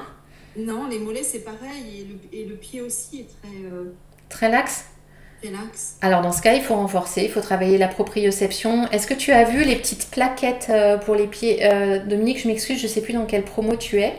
Dans la 4. Dans la 4, donc tu n'as pas encore vu. Alors je suis désolée, je crois que j'ai préparé 150 slides, mais pas celui sur les plaquettes proprioceptives du pied. Je ne pensais pas que vous me poseriez la question. Donc, toi tu es hyper laxe. On vérifie que tu es laxe des mollets, du pied et des ischio-jambiers. Déjà le kiné il a dû être surpris parce que dans les 90% des cas des aponevrosites, c'est à l'inverse des morphologies très raides de la chaîne postérieure. Donc déjà, toi, tu oublies le traitement classique qui est d'étirer sa chaîne postérieure. Elle est déjà trop étirée. Donc tu vas me renforcer cette chaîne postérieure, les mollets, les ischio-jambiers. Tu vas vraiment travailler dans le sens de l'engagement musculaire. Et puis tu vas faire de la proprioception, c'est-à-dire la vigilance musculaire. Et ça se fait, c'est des petits jeux très rigolos. Donc tu connais les plateaux de déséquilibre du kiné? Tu vois, voilà. Donc, eh bien, ils ont fait des tout petits plateaux maintenant. Donc, tu peux en mettre un sur l'avant-pied, un sur l'arrière-pied, et puis ton pied doit stabiliser. Alors, si tu n'as pas ça, tu peux te mettre sur une serviette roulée en boule, sur ton tapis de yoga en boule. Et c'est ce qu'il faisait le kiné, enfin, sur YouTube. C'est ce que j'ai fait en fait pendant le confinement et qui m'a aidé. En fait. Voilà, tu vas faire des flexions des orteils, tu vas renforcer au niveau musculaire. Et il faut toujours essayer de chasser le naturel. Hein, ton naturel est vers l'hyperlaxité. Tu y prends beaucoup de plaisir, hein, et renforcer. Facile. Ouais, c'est facile, mais en général, en plus, enfin, peut-être que je me trompe, mais en général, les gens disent en plus, ça leur fait du bien de s'étirer, quoi. Et souvent, en plus, ils se trouvent raides, hein, en plus. Alors, et tu vas aller vers des choses vers lesquelles tu as peut-être moins d'appétence, qui sont des squats, des renforcements musculaires. Voilà. Chasser le naturel. J'ai écrit un article là-dedans, dans Info Yoga, sur le naturel et les compensations. Hein. Ok, donc il faut faire la différence entre la posture facile, celle qu'on aime, et celle qui nous rééduque en fait. Hein. C'est rarement la même. Du coup, vous savez que j'ai tourné le dernier cours d'anatomie hier. Hein. J'ai enregistré le dernier cours d'anatomie. Il faut quand même que je vous précise que c'est le 50e cours d'anatomie que j'ai enregistré hier en 16 mois et ça va clôturer la formation anatomie. Donc il y a des élèves qui me suivent depuis 16 mois. Je suis vraiment très touchée et donc j'avais plus ou moins prévu de toute façon pendant l'été de réouvrir toutes mes formations. Et je répondrai à toutes vos questions, vous inquiétez pas, si vous en avez encore. Donc voilà, il y a les 3 parcours qui vont être réouverts pendant une semaine. Je prends 5 minutes. Je déteste, franchement je déteste cette partie-là. Alors, il y a les 3 premiers qui s'inscriront en anatomie, ils gagneront un coaching avec moi. Voilà, en one-to-one. On le fera sur Zoom et on réfléchira. Ce sera peut-être l'occasion justement de faire votre bilan si vous avez un Yogi Butt, de réfléchir à vos solutions. Et je vous montre pas du tout ça, je vous montre les formations. Donc vous allez sur Adapter son yoga, se former et vous avez, c'est magique, les trois formations. Donc il y a un parcours pour lequel je suis absolument pas compétente et donc c'est pas moi qui le donne, c'est Samantha Soreille qui est la directrice de la rédaction du magazine Info Yoga. J'adore cette formation et c'est pour ça que je l'ai proposée sur mon site. C'est parce que c'est une manière d'apprendre à méditer et enseigner à méditer. Donc on y va par étapes, par module. C'est une formation sous forme de podcast, pas de vidéo. Juste, je vous dis un dernier mot. Pourquoi j'ai été sensible à ça? Parce que moi, en tant que kiné, j'ai jamais osé faire méditer mes patients. J'estimais que je savais pas faire en fait. Et en fait, Samantha m'a dit que parmi les professeurs de yoga, il y en a beaucoup aussi qui avaient un manque de légitimité, de confiance en eux au moment de transmettre la méditation. Donc là, il y a une série de modules pas à pas pour apprendre sur les bases du Hatha Yoga la structure qui fait qu'on arrive à méditer. Donc ça, c'est le premier parcours. Vous irez voir les tarifs, les cadeaux. Avec celui-là, le cadeau, c'est le replay de Yoga Shalala, l'atelier de philosophie. Le deuxième parcours, c'est le parcours sur le yoga du dos. C'est un parcours vraiment rééducatif. Je vous apprends, donc ça s'appelle Yoga du dos, je vous apprends comment, en tant que kiné, je soignais le mal de dos. C'est vraiment, par exemple, qu'est-ce qu'on fait si on a quelqu'un qui souffre d'arthrose au niveau lombaire? Qu'est-ce qu'on fait si on a quelqu'un qui souffre d'une sciatique? Comment on l'accompagne? En yoga, bien sûr. Comment, dans vos cours de yoga, vous allez l'accompagner? Qu'est-ce que vous allez lui proposer? Qu'est-ce qu'on fait si c'est un spondylolisthésis? Qu'est-ce qu'on fait si c'est un rhumatisme inflammatoire? Et l'idée, c'est aussi de se rendre compte que souvent, intuitivement, ce qu'on fait, on ne fait pas bien. On propose aux gens de se mettre en balasana si ils ont mal au dos ou d'arrêter la posture. Et c'est pas vraiment ça qu'il faudrait proposer. Le cadeau, là, c'est une promotion sur cette formation. Et j'ai bientôt terminé. Le dernier parcours, c'est celui en anatomie. Alors, c'est celui que vous adorez. C'est un parcours d'1 an en anatomie. On balaye tout le corps, 50 cours. Et bien, on fait exactement ce qu'on a fait là. Évidemment, on ne va pas dans le détail comme ça pour chaque pathologie. Donc, vous voyez, là, c'est un atelier que j'ai proposé justement aux élèves en anatomie. Parce que, oui, j'avais pas pensé à parler du Yogi Butt dans mon cours sur les ischio-jambiers. Parce que, bon, enfin, ceux qui sont déjà en anatomie peuvent témoigner. Je parle quand même déjà de pas mal de choses. Et là, ça transforme vraiment votre pratique, quoi. Ça vous donne un œil nouveau sur votre manière d'enseigner le yoga, d'enseigner la posture, de transmettre à vos élèves et la manière dont vous pratiquez également. Et là, le cadeau, c'est donc le coaching avec moi. Voilà, j'ai fini sur cette partie que j'adore. Et maintenant, je vous écoute sur vos questions, soit sur le Yogi Butt, soit sur les formations, ce que vous voulez. Je suis là jusqu'à ce que mort s'en suive, ou qu'on perde la connexion, je ne sais pas, ou qu'il fasse nuit, ou que vous n'en pouviez plus. La première question fut celle de Christelle sur les douleurs d'épaule dans Chaturanga. Est-ce que ces douleurs étaient du même ordre que le Yogi Butt? Tout à fait, tout à fait. Ça crée des lésions de la coiffe des rotateurs. Bon, c'est pour ça que je préférais te montrer parce que peut-être ça t'évoque trop rien, la coiffe des rotateurs. La tête de l'humérus, elle vient frotter contre le bourrelet de la glène et contre des tendons. Alors, tu sais quoi? On va se dire très simplement que je te montrerai des photos, on va se dire très simplement que c'est le même phénomène alors c'est plus un phénomène d'irritation si tu veux, de frottement du tendon, mais qui aboutit au même résultat, tendinite de l'épaule. Même type de douleur, c'est-à-dire qu'au début ça va, je peux faire mes premiers chaturanga, ça passe. Le troisième, je suis chaude, j'ai plus mal. Et puis au bout de quelques semaines de pratique comme ça, où je ne modifie pas mon geste, eh bien, la douleur, elle va s'installer dès le premier chaturanga jusqu'au dernier. Et puis après, ça va me faire mal, même quand je vais pendre mon linge. Donc, la solution, c'est exactement la même que pour le Yogi Butt. Je t'enverrai un visuel parce que je ne peux pas te montrer. Mais c'est trouver le chemin pour ne pas déclencher l'irritation pendant le chaturanga. Ça va être peut-être plier les genoux, ça va être peut-être écarter un peu les mains, parce que coude au corps, c'est plus compliqué que coude large. Ça va être peut-être descendre moins bas. Ça va peut-être travailler avec une brique comme éducatif, justement pour pas descendre trop bas. Tu vois, brique au sol. Travailler l'ouverture. Oui, Caroline me demande de préciser l'antéversion systématique. Je pense souvent que c'est mal compris par certains professeurs qui se forment, c'est mal compris cette histoire d'antéversion et c'est mal retranscrit à des élèves. Donc de la même manière, cette antéversion systématique, elle peut donner donc des tendinites du yogi butt, mais elle peut aussi donner des lombalgies.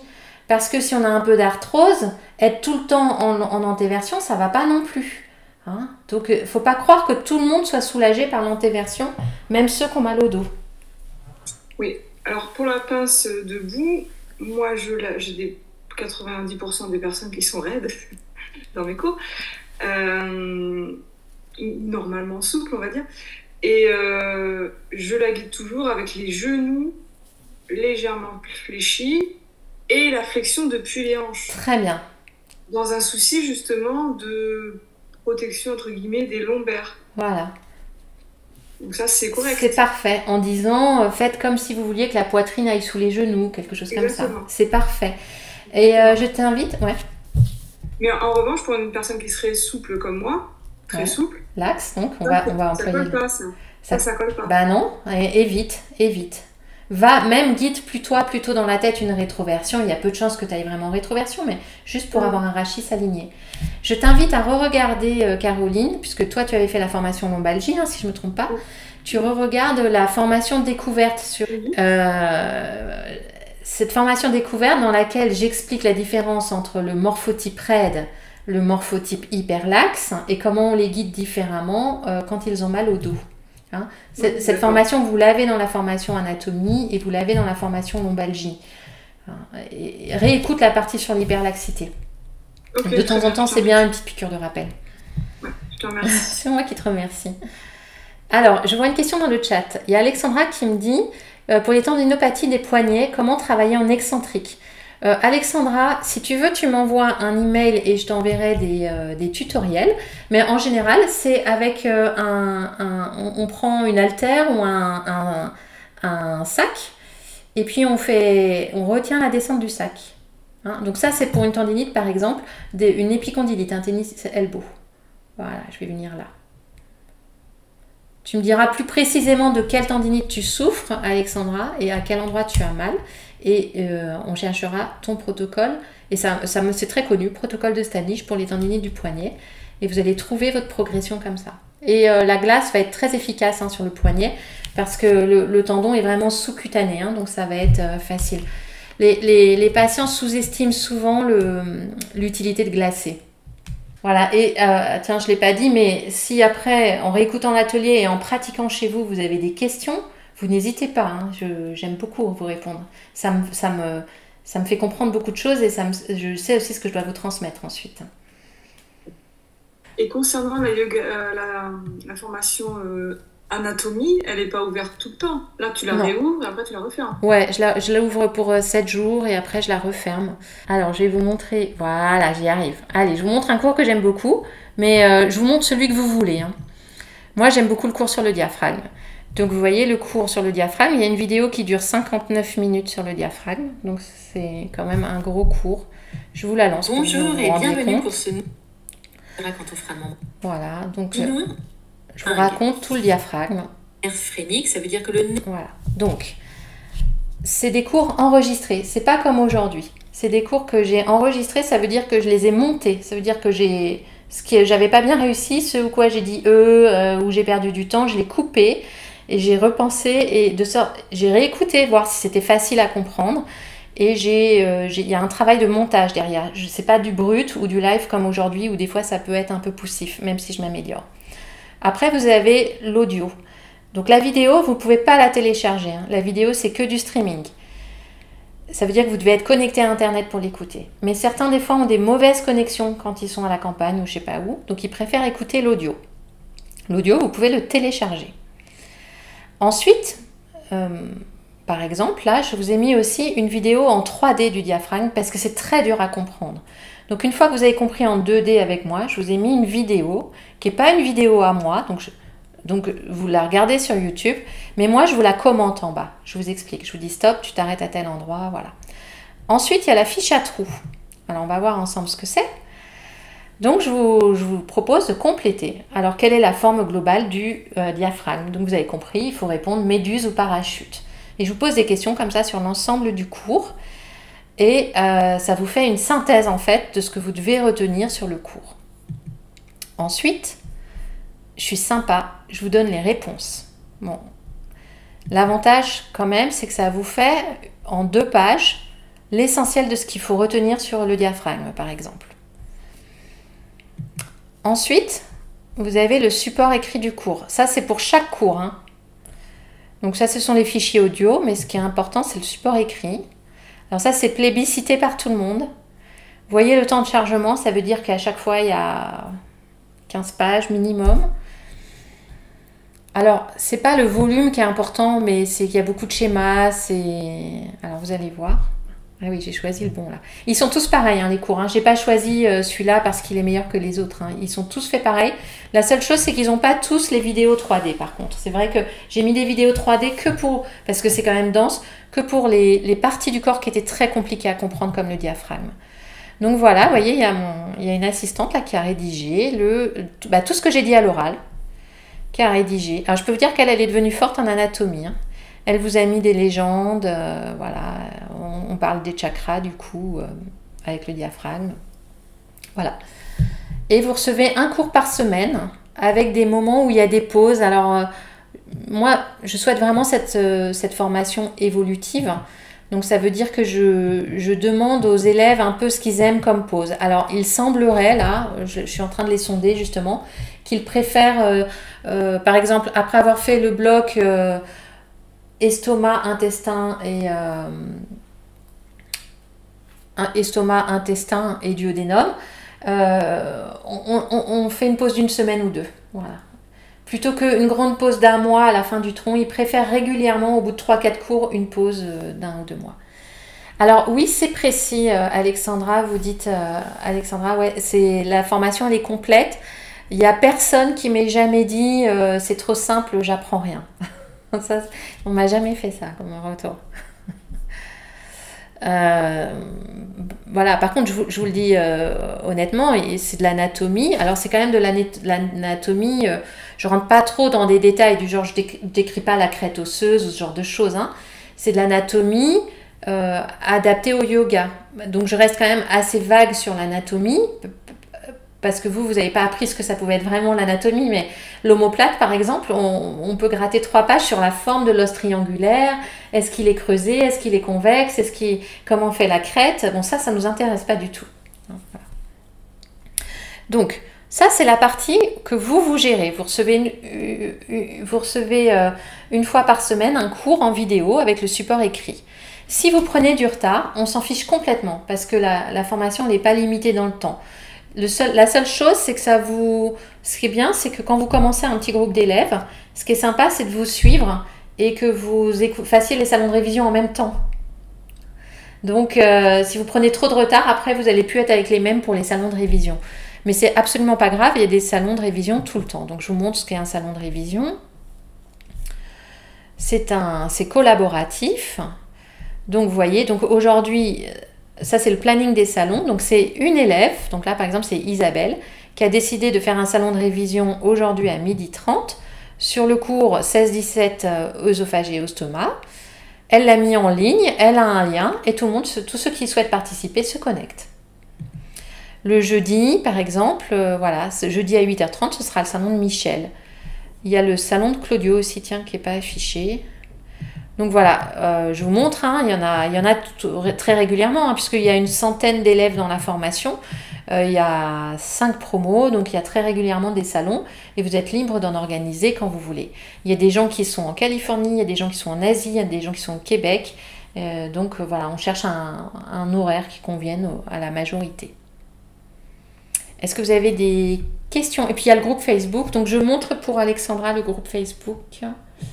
Le salon de révision, c'est pour travailler ensemble ou pour discuter? C'est une excellente question. C'est un peu pour les deux. C'est-à-dire, vous savez, pour que les groupes de travail fonctionnent bien, il faut qu'il y ait aussi un côté amical. Et donc, il faut qu'il y ait à la fois une partie travail, pour que vous trouviez un intérêt à vous connecter, et à la fois une partie conviviale.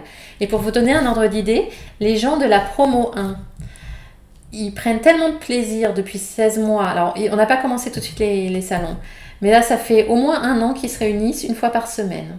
Ils adorent tellement ce rendez-vous-là. Ils ont fini la formation, mais ils ont décidé à la rentrée de recommencer à faire des salons pour réviser les premiers cours et pour accueillir les nouveaux. C'est vraiment trop chouette. Et donc, ils parlent de bouquins, de philo et du cours de la semaine, bien sûr. Ils se posent des questions entre eux et puis moi, je vous réponds. Alors voilà le groupe sur l'anatomie. Donc, vous voyez, il y a 111 membres.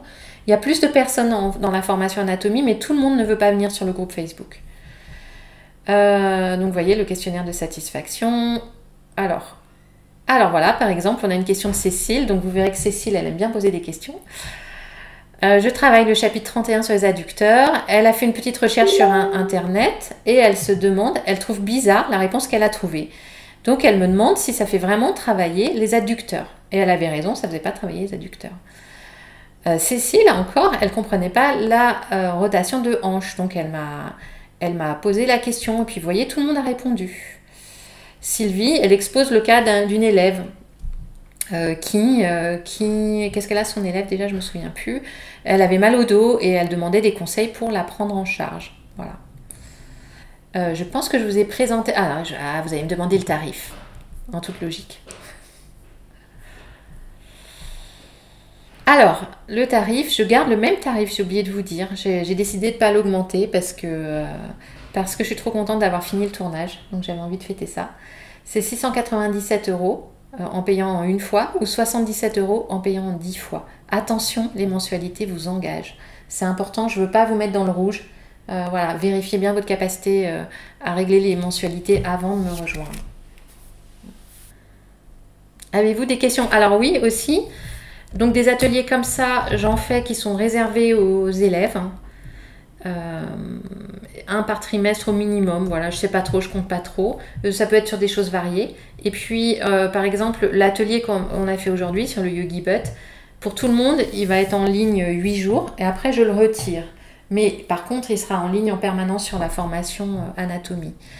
Et pour vous dire, il y a déjà beaucoup d'ateliers qui sont sur la formation anatomie qui ne sont pas accessibles sur le blog.